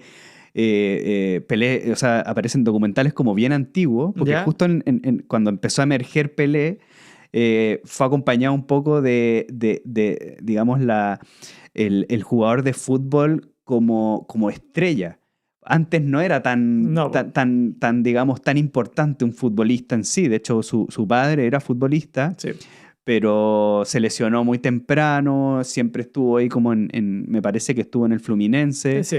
Pero ellos tenían una situación muy precaria. Por supuesto, no era ser futbolista como hoy día en el mundo. Claro, entonces después de Pelé, digamos, hubo... Atlético Mineiro. En Atlético Mineiro, ahí de Minas Gerais. Sí. En Belo Horizonte. Ronaldinho Gaucho jugó ahí. Sí, Don Niño era el papá. Ese. Humano rítmico. Humano rítmico, sí. Y aparecen unas grabaciones de Pelé entrenando y era pero un superdotado, o sea, un gallo que que tenía una condición física por cómo entrenaba, que Claro. era pero superior, pero de verdad era un gallo súper profesional. O sea, hay algo que le quedó grabado desde chiquitito, que fue un trauma social que vivió Brasil, Sí. que se llamó el Maracanazo. el Maracanazo, ¿cierto? Que fue la final de la Copa del Mundo en el Mundial de Brasil en el año Claro. 50. Exactamente. Donde creo que necesitaban un empate contra Uruguay para salir campeones. Claro, porque era por grupo, no es el formato de hoy día. Claro, no era una única final. El estadio estaba 100% de lleno de brasileños. Aquí lo tengo anotado, 200.000 personas, porque antiguamente no había esto de que estaban sentados, eran todos parados adentro, ¿no? Era una fiesta, o sea, Claro. no había forma de cómo Brasil iba a perder ese partido. Y bueno, se llama el Maracanazo porque terminan perdiendo ese partido. Uruguay lo gana, sale por segunda vez, creo, campeón. Sí, po. Y fue una derrota, pero que Brasil vivió. De Pelé recuerda haber visto a su padre, digamos, sufrir, llorar. Y ahí es donde, de muy chiquitito, comienza a jugar al fútbol. Y se, digamos, se promete conseguir una Copa del Mundo, ¿no? Tiene como esa ilusión de poder jugar en un mundial y por eso parte muy temprano, ¿no? Es un y pasa algo que yo creo que se te olvidó, pero a ver. Que es que el día del Maracanazo, ¿Qué fue? Que el 16 de julio fue Tormenta Cósmica, que es el mismo kin del año de nacimiento de Pelé. O sea, y también hay una sincronía en donde hay una misión planetaria, que en este caso sería para él la tormenta cósmica, Claro. y que en ese día de la tormenta cósmica pasa eso y él le dice al papá para calmarlo, no te preocupes, y yo te voy a traer, en esa época pensemos que Brasil no tiene Copa del Mundo. Claro. Entonces, yo te voy a traer la Copa del Mundo y empieza a seguir el camino de futbolista que en el fondo es seguir el camino del papá, ¿cachai? Y imagínate, la tormenta cósmica... Y él estaba transitando, disculpa, por el KIN 33, Caminante 7, en ese momento. Cuando vio el papá. Cuando vio el papá llorar y todo el tema. Ah, claro, en el año 50 está en el... Y loco, porque en la tormenta cósmica es de la onda encantada de la mano. Sí. O sea, los brasileños se sacaron la espina del 50, ya saliendo campeones en el 58. Sí. Pero no solo eso, sino que después alcanzando un bicampeonato en el Mundial de Chile del 62. Y luego de donde termina ya la era Pelé, ya alcanzan en el año 70 su tercer Mundial, que ya es un tricampeonato, o sea, de perder esa final del 50 a después en el 70, 20 años después ya ser los mejores campeones del mundo y tener 3 copas, es algo pero ya que... quedó como un ídolo total, ¿no? Y mira, para complementar lo último, el Caminante 7 también es de la onda encantada de la mano. Po. El también tránsito que estaba también es de la onda encantada de la mano. Así que ahí había como un presagio de lo que se venía con Pelé. Sí. A mí lo que más me impresionó de Pelé es cómo el fútbol creció en torno a su figura. ¿Cachai? Claro, fue un embajador. Como embajador, porque hay cosas que yo que sabía, yo he visto varios, como decía al principio, varias biografías de Pelé y todo el tema, pero una de las cosas que a mí me impresionó en esta revisión que tuve que hacer para prepararme para este Cronomancia es que Brasil como que lo encerró en Brasil declarándolo tesoro nacional. Entonces estaba prohibida su venta al extranjero, aunque tenía ofertas del Real Madrid, de la Juventus, del Manchester United, que eran los equipos del minuto. Nunca pudo salir a jugar afuera. Después, cuando se retiró, terminó en Estados Unidos por un tema económico más que nada. Claro. Porque había hecho mala inversión y necesitaba generar plata. Ya se había retirado. Se había retirado, ¿cachai? Pero sí recorrió el mundo con el Santos. Entonces, eso para mí me causó mucha impresión, porque en el fondo pensemos en una época en donde el fútbol era europeo, independiente que los campeonatos mundiales habían sido en Uruguay en primera instancia, acá en Latinoamérica. Los europeos al principio no pescaban mucho este sistema de mundiales, no participaban 30 y tantos equipos como ahora, participaban unos pocos por invitaciones, muchos no venían, ¿te fijáis? Sí. Entonces se les baja como un poco el perfil a ese tipo de primeros mundiales. Pero claro, con Pelé tiene como expansión de fútbol, lo que tú decías, y como de artista futbolista. Fue el primer futbolista que fue como reconocido y que todo el mundo lo seguía, que hizo el número 10 famoso, claro. Que incluso en una parte de su historia va en la selección del Santos, va a jugar a Nigeria y en Nigeria hay una guerra civil y dan orden de paro al fuego para que jueguen el partido. O sea, al nivel de parar una guerra, ¿cachai? Como mucho. Claro. Y claro, y en estos partidos que iba el Santos a hacer como de exhibición, siempre terminaban con 5 goles, con 4 goles y no habían cómo pararlo, porque en el fondo el tipo de juego de Pelé, por lo que yo te digo, por lo que he podido ver por comentaristas especialistas, es que el tipo tenía un físico que se compara hoy día, por ejemplo, con el de Cristiano Ronaldo, Claro. pero el que seguía era el Pepe Roja. Claro. Entonces era como... Los que no conocen a Pepe Roja, ¿no? Que claro, es muy lento. Claro, es como el jugador lento de Chile. Es como un dicho, tenéis razón. Sí. Pepe Roja es como... Entonces es muy lento. Entonces el tipo los pasaba, decían que cuando entrenaba de repente los pasaba como si fueran conos. Sí, grande Pepe Roja, igual campeón con Chile, así que... pero claro, pasándose a los jugadores como si fueran conos. Es más... dándole más puntos a Chile, Pelé cuando lo entrevista dicen quién fue el que mejor te defendió fue Elías Figueroa. Elías Figueroa, que es uno de los que tuvieron una que... rivalidad ahí en el Brasileirao, man, de 3 años que estuvieron. Y incluso después de que se retira Pelé, que era el mejor jugador de América, el siguiente mejor jugador de América fue Elías Figueroa. Sí, que jugó en el Internacional de Porto Alegre. Y por acá tengo el king de Elías Figueroa. Sol rítmico. Es Sol rítmico. Sol rítmico, lo revisamos, parece, sí. Ya. Y dos datos que tengo aquí importantes de Pelé que me llamaron la atención. Primero es que se empezó a crearse como el fútbol fuerza. El tema ya que había, como tú decías, el tema había que parar a este tipo, porque si no te metía 20 goles. Sí. O sea, había que pararlo y no habían tarjetas rojas. Yo creo que en parte la tarjeta roja nace un poco en esta solicitud de Brasil de decir, oye, ¿cómo liberamos, weón, a que no nos destruyan los jugadores? Y ahí tiene una historia súper como... que incluso es como autoflagelante, no de parte de Pelé, sino que de Brasil. Porque cuando van al Brasil, al Mundial del 58, que Pelé tiene 16 años, aparte el jugador que ha ganado más joven la Copa del Mundo, claro. Lo llevan, pero para llevarlo tuvieron que dejar a un jugador, que no me acuerdo cuál es, de un equipo conocido fuera. Claro. Entonces, en un partido de entrenamiento, los mismos jugadores de su equipo van como hacha Pelé para lesionarlo, para que incluso lo botan y lo lesionan.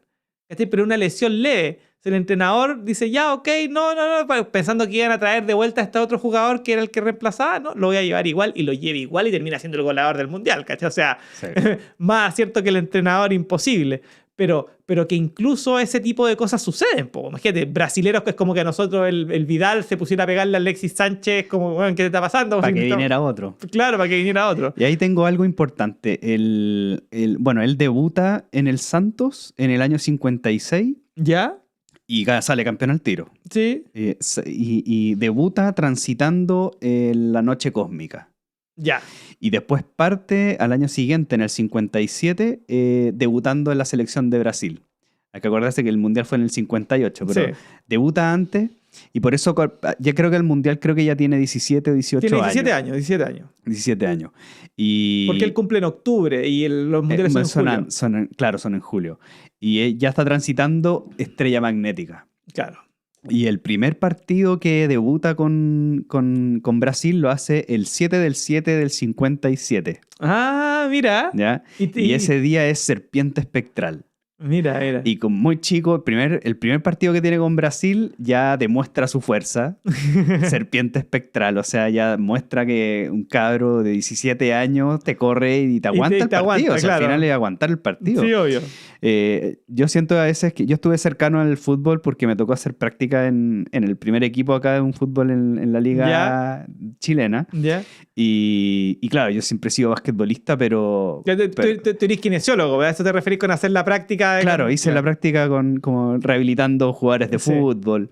Y estar ahí te das cuenta de lo que es el fútbol a este nivel y de que cada patada puede ocasionarte que se acabó tu trayectoria. Eso es lo que le pasó al papá de Pelé, po. Y lo que fue, claro, y de cómo lo que te explican los jugadores es que cada patada no se te olvida. No, po. Es tan fuerte lo que se vive en el momento que los jugadores se acuerdan prácticamente de todos los detalles de cada partido que jugaron en este nivel. A mí me impresiona que cuando, por ejemplo, a cualquier jugador de fútbol lo entrevistan y dicen, no, estábamos jugando el partido contra Alemania, entonces este gallo se va por allá, me mira, tira el centro y yo veo al tipo y digo, no, le voy a correr acá, con esa precisión así. Se acuerdan de todo. Pero de todo, man. De todo, pero es porque el momento también es tan único. Claro. Uno como espectador por eso lo dice. Y, ¿por qué no hiciste esto? ¿Por qué no?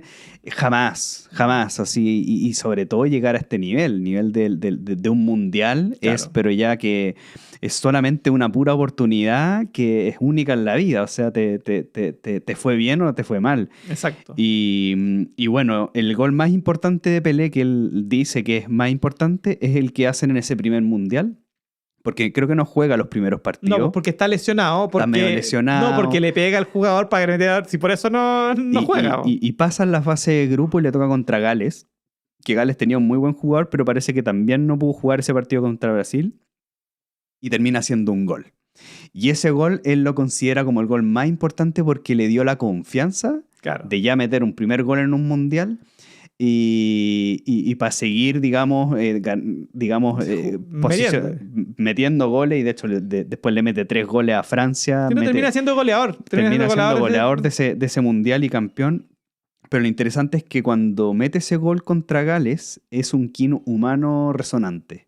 Amarillo. Ya. Que es de la onda encantada. No. Del enlazador. Del enlazador, claro. Pero lo interesante es que cuando después ya avanza su carrera y empieza a llegar al gol 990 y tanto y se acerca al gol 1000, ya es como una expectación del gol 1000.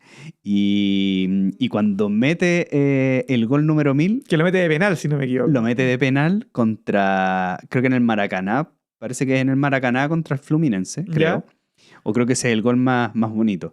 Pero el gol 1000 ya es en el mismo kin del mismo gol del Mundial del 58. En un día... Como para cerrar 1000 goles en un mismo kin.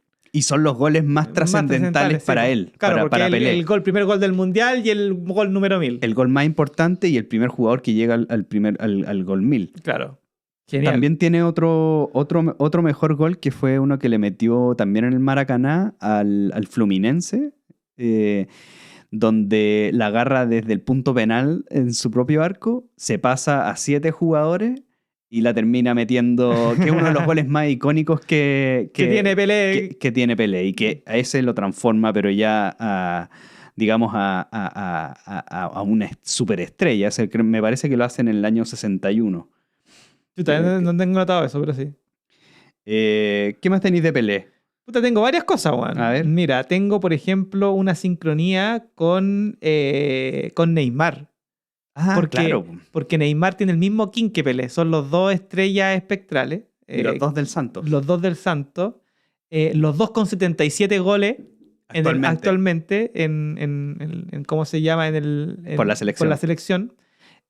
Pero que también a Neymar se le consideraba la reencarnación de Pelé. Era el llamado a poner a Brasil en la posición en que lo dejó Pelé. Por eso le dieron la 10. Fue joven también a los 17 años. En el Santos. Que entonces, siempre se le consideró, independiente que no tiene nada que ver y que no logró lo que hizo Pelé, sin duda.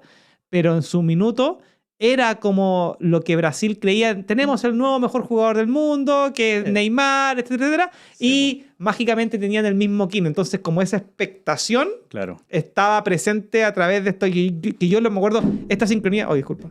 Esta sincronía fue una de las primeras sincronías que vi cuando empecé a sacar por primera vez los kines. O sea, mucho antes de pensar en cronomancia y todo, cuando empecé a hacer mi listado. Y dije, wow, porque sabía esa historia de que a Neymar lo consideraban como el nuevo Pelé, que no llegó a serlo, pero sí tenía eso del juego bonito, que lo recuperó, que Brasil lo fue perdiendo con el tiempo. Claro. Lo otro que tenía sobre Pelé es que ¿cómo se llama? Una relación que tenía con Garrincha. Que son antípodas, porque Garrincha es espejo, él es estrella, solar. Espejo solar, y juntos hace el Enlazador 7 de la onda encantada del sol, y Brasil nunca perdió cuando estuvo Garrincha y Pelé en la cancha. Nunca, jamás. Nunca, jamás perdió. Que eso también es un tema, porque en el fondo tú hablas y Garrincha era como el habilitador, ¿cachai? Eran los dos mejores jugadores, ¿cachai? Entonces tenía también esa relación en donde era un equipo como invencible. Yo cuando pienso en el Brasil de Garrincha, de Pelé, se me viene a la cabeza el Newpi. ¿No te cachai? Como los supercampeones, como ese equipo, weón, que se va armando imbatible, como bien Newpi la weá, ¿cachai? De hecho, Garrincha termina saliendo mejor jugador del Mundial acá en Chile en el 62. Claro. Y Garrincha tiene una condición bien especial de por qué tenía el regate, de por qué tenía la pegada. Tenía un problema en las caderas, ¿o no? En la cadera, rodilla y en el mismo tobillo tenía una malformación. Producto de, me parece que fue poliomielitis. Y tenía una pierna bastante más corta que la otra y con una desviación hacia afuera. Una rodilla hacia genuvalgo se llama. Pero gracias a esa deformación que tenía, confundía al rival. Claro. Porque creía que iba a ir por un lado, pero podía ir con el otro. Pero increíble jugar, weón, con una malformación a nivel profesional, porque es una adaptación de haber tenido después de haber sufrido cuando viejo de cadera, weón. Sí, ¿no? O sea, de hecho, después pasó por un periodo de alcoholismo muy severo. Yo creo que mucho para evitar el dolor. Evitar el dolor, porque imagínate por todo su desgaste, llegar a jugar 2 Copas del Mundo, jugar por mucho tiempo. Sí, tuvo un desenlace muy triste, pero a mí me llamó la atención. Yo cuando estuve en Brasil, tuve como 6 meses y le hice la pregunta a varios brasileños. A ver, ¿qué pasa con Pelé? Que es Pelé el mejor jugador no del mundo, pero de Brasil. Sí. Y sí lo consideraban, pero le tenían mucho más cariño a Garrincha. Garrincha se le dice que es la alegría del pueblo. Es como el símbolo así de uno de los jugadores más queridos para ellos. Digamos, yo creo porque está más vinculado como con el pueblo, tal vez con esta historia tan triste de cómo terminó y también por la adversidad que tuvo, ¿no? Claro. Pelé tenía todas las condiciones físicas, los atributos, tenía cabezazo, tenía todo, y Garrincha era como una habilidad muy, muy, muy especial. Claro. Pero increíble que en conjunto la selección brasilera nunca perdió un partido. Nunca perdió un partido. Y mira, y dos cosas más que tengo de Pelé. Una divertida y la otra... No, las dos divertidas, Juan, la verdad. Es que... ¿de dónde viene Pelé? La palabra Pelé. Entonces, porque a él le decían, cuando chico le decían Dico, ese era su sobrenombre, pero que él tenía un jugador favorito que se llamaba Vilé, del Vasco da Gama, que era arquero, pero no sabía pronunciar Vilé, entonces lo pronunciaba como Pelé y sus compañeros del colegio lo molestaban que se llamara Pelé. Generalmente se asocia con que es un pelado, pero en verdad todos los jugadores brasileños son pelados, o sea, en esa época eran todos pelados, no tiene que ver. Y por lo menos en el video que me tocó ver, el tipo busca qué significa Pelé y encuentra que Pelé en hebreo significa milagro. Entonces, un nombre que no sabían por qué lo tienen es como el nombre del milagro, y claro, era un milagro, porque para Brasil Pelé ganó 3 Copas del Mundo. Independiente que en la del 62 jugó, creo que la primera fase, nomás porque lo lesionaron. Sí. El tipo tiene esa característica. Metió goles, de hecho. Metió goles, sí, pero da lo mismo. Es como, no sé, ahora Benzema en Francia, que si hubiese ganado la Copa del Mundo hubiese sido campeón del mundo porque estaba en el listado, pero no lo reemplazaron. Estaba en el listado de los 24 jugadores y si ganaste tenía una medalla. Y por eso tienen la Copa del Mundo Pelé también. Claro. Sí, bueno, él viajó igual y creo que lo lesionaron en Viña, el partido con... En Viña, sí. Con Hungría. Con Hungría, sí. Hungría, sí. No me acuerdo, pero sí me acuerdo que lo lesionaron. ¿Y cuál es la otra que tenía? Mira, hay un documental en Netflix, creo que, o en HBO Max, uno que se llama Pelé. ¿Sí? Pero no me acuerdo de nada de las plataformas, que me lo vi completito. No ahora, me lo vi hace un año cuando salió, porque estaba promocionado. Y muestran, claro, la historia de Pelé. ¿Aparece lustrando zapatos? Aparece lustrando. Vi el mismo, parece. Y al final muestran la historia de lo que no hemos hablado de Pelé, que es que se retira y después tiene ofertas del Cosmos de Nueva York y se tiene que ir a jugar porque le ofrecen creo que $5 millones, que en época de hoy día deben ser como 100.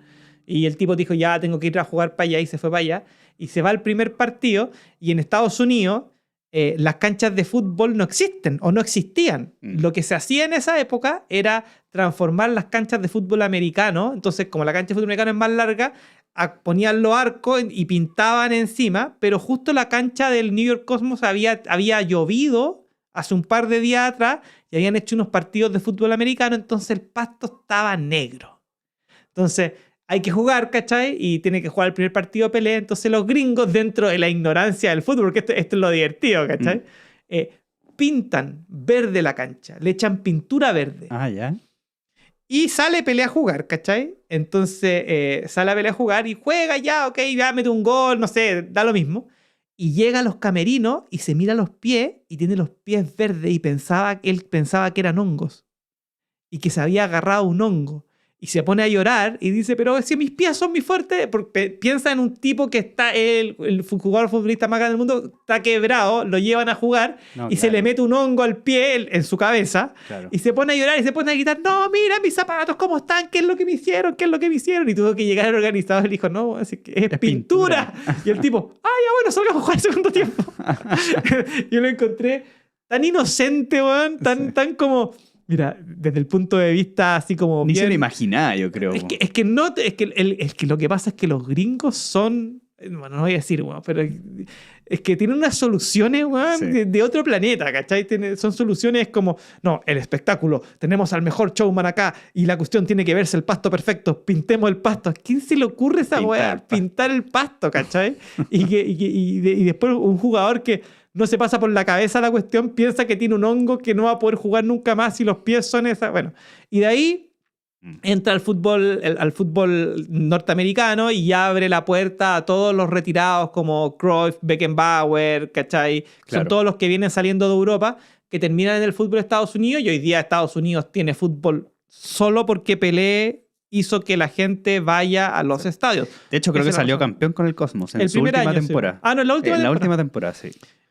Pero ahí tenía ¿cómo se llama? Un personaje que cambió el fútbol, cambió la historia del fútbol. Y fue un embajador hasta sus últimos tiempos. O sea, siempre fue un ícono, siempre estuvo vinculado con el mundo del fútbol. Mira, acá tengo un listado que lo copié, no sé si leerlo, quizás sí, porque es un poco largo, con todos los premios que le entregaron. Por ejemplo, mira, tiene... Ciudadano del Mundo de la Organización de las Naciones Unidas en el 77, embajador de la Ecología y Medio Ambiente de la ONU en el 92, embajador de Educación, Ciencia, Cultura y Buenos Deseos en la UNESCO, ministro extraordinario de Deportes del Gobierno de Brasil entre el 94 y el 98, caballero de honor del Imperio Británico en el 97, embajador del deporte en el Foro Económico Mundial del 2006. En el 2004 la FIFA le encargó la elaboración de la lista de los 100 mejores futbolistas vivos, o sea, él hizo esa lista. Para la celebración del centenario. Le otorgaron un balón de oro porque nunca se lo ganaron honorífico y entró al equipo de el Dream Team de balones de oro. Sí, yo tengo una sincronía con esa, porque cuando hicieron ese Dream Team con los balones de oro fue el 2020. Sí. Y él está transitando la estrella cósmica. Perfecto. O sea, el 208, que también ha salido harto en este capítulo. Sí. Y claro, el 2020 y muere, claro, en el 2022 en ¿cómo se llama? En una serpiente autoexistente. Y la suma es que Caminante del Cielo Lunar, de la onda encantada del humano. Del humano. Pero sí, bueno, la verdad yo creo que Pelé, independiente de todo, creo que tuvo un montón de hijos también. Tuvo con más de 10, sin duda. Y creo que hizo al fútbol famoso. Yo creo que ese es como... Sobre todo el fútbol brasilero. O sea... Claro. Y yo creo que al fútbol transversal, porque en el fondo... El juego bonito es de esa selección de Pelé. Pero es que mira, para mí hay dos cosas que para mí, como un personaje del planeta que nació el 82, vivo hasta el 2023 como ahora, con 40 años, para mí hay dos cosas del fútbol que son... Sí, dos cosas que yo creo que son irrefutables, que le han hecho bien al fútbol como hechos que hacen que el fútbol sea tan grande como lo es hoy día, como el deporte más importante del mundo, o más grande del mundo.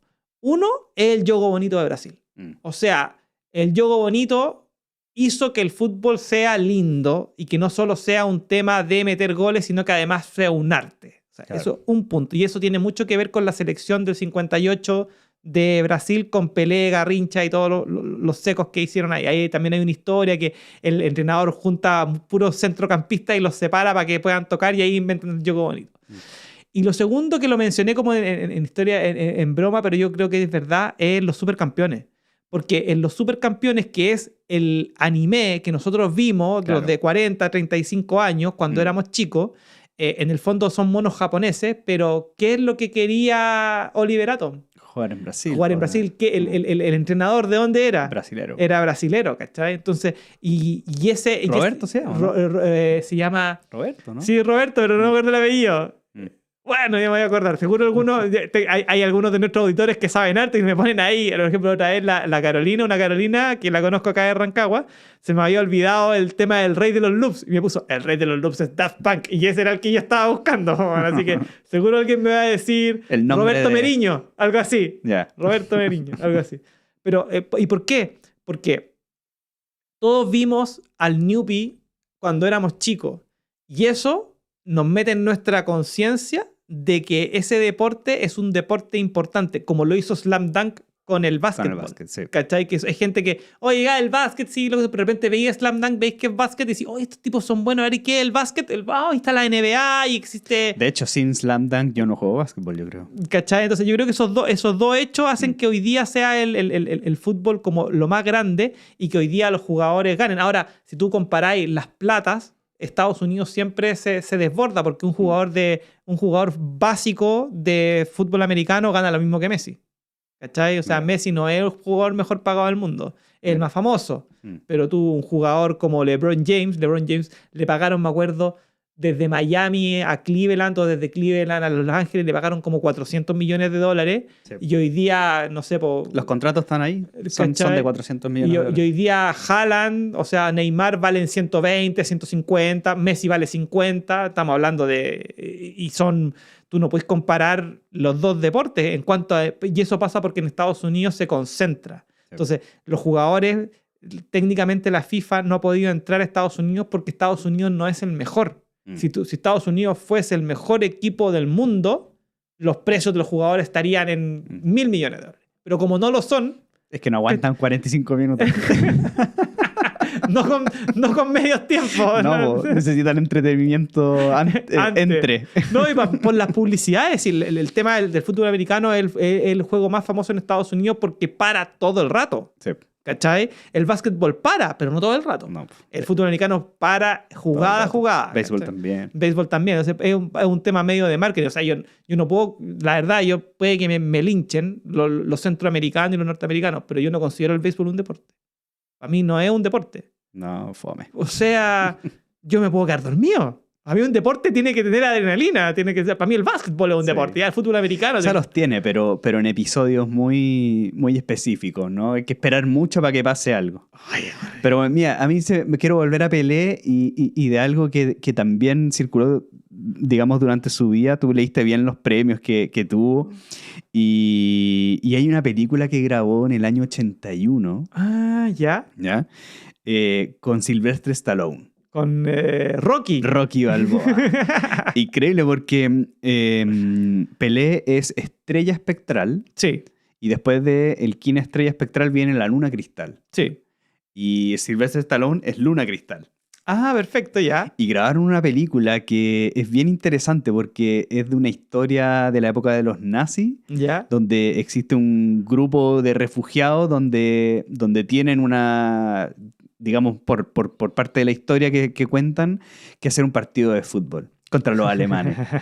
Así que la voy a dejar ahí para no contarla, pero imagínense. ¿Pero tenía el nombre cómo se llama? Se llama como Victoria y algo más, algo así. Es como un nombre, ahí lo tuve anotado, pero creo que lo voy a perder. Mejor buscarlo y dejarlo en los comentarios. Pero eso, lo dejamos en los comentarios. Pero es súper buena. El Sylvester Stallone es arquero y Pelé es como de los grandes fútbol o gallos que más talento tenían en este equipo contra los nazis y lo encontré notable. Notable que haya hecho esta película con Stallone y que tuvieran esta sincronía, ¿no? De que ambos de la onda encantaba el espejo y un kin de tránsito de diferencia. Así que... La raja. Sí, notable. Pelé me parece un artista, pero notable. Claro. Notable. O sea, es de verdad el más grande del fútbol para mí. Sí, para mí también. Pero bueno, Ya vos, Seba, terminamos esta onda encantada del espejo, llegamos al centro del Solkin. Y llegamos al centro Estuvimos a 2 kines de llegar al perro cósmico, tu guía perfecto, porque acordémonos de eso. Así que primero, para cerrar, agradecerte estos 10 episodios que haya acompañado a Cronomancia. Esto es un hijo de los dos, ¿no? Yo no me considero en ningún caso dueño de este programa. Siento que sin ti esta cuestión no hubiese sido lo mismo, así que te agradezco y te motivo a que sigamos con los 10 siguientes. Pues todavía se viene la segunda, el Contra Spin. Se viene el Contra Spin y está entretenido. Está buena la dinámica y me parece que es compartido con mucha gente. Sí, yo creo que sí. Eso, independiente, lo bueno, lo que conversábamos antes de partir, agradecerle a nuestra audiencia en YouTube, porque la verdad en YouTube no me ha llegado ningún hate. Ha sido de todas las redes sociales la más limpia de todo y es la que yo estoy fomentando. Yo tengo el Facebook y el Instagram únicamente para generar tráfico, ¿cachai? Claro. Y el hate ha llegado bastante fuerte en Facebook principalmente. Tengo una política de bloqueo, así que no me importa mucho. Pero sí agradecerle a todos los que ven los programas. Yo sé que no tenemos muchos plays, pero las estadísticas dicen que los plays son largos. O sea, todas las personas duran más de 30 o 40 minutos viendo nuestro programa, lo cual habla bien del contenido que estamos hablando. Y lo hemos ido perfeccionando y puliendo, ahora transformando, y siento que está entretenido. Cada vez se nos hace más fácil, por lo menos a mí, estudiar y encontrar un formato que de verdad llegue a la gente y tener este espacio que creamos, ¿cachai? En conjunto, para que la gente pueda tener en buena calidad este acercamiento a la ley del tiempo, que es el tema que a nosotros nos apasiona. Así que te agradezco eso. Y se viene el mono y la semilla. Se viene el mono y la semilla. Todavía no revisamos quiénes van a ser los artistas, pero sin duda van a aparecer algunos buenos por ahí. Exacto. Ya, compadre, nos vemos en la próxima.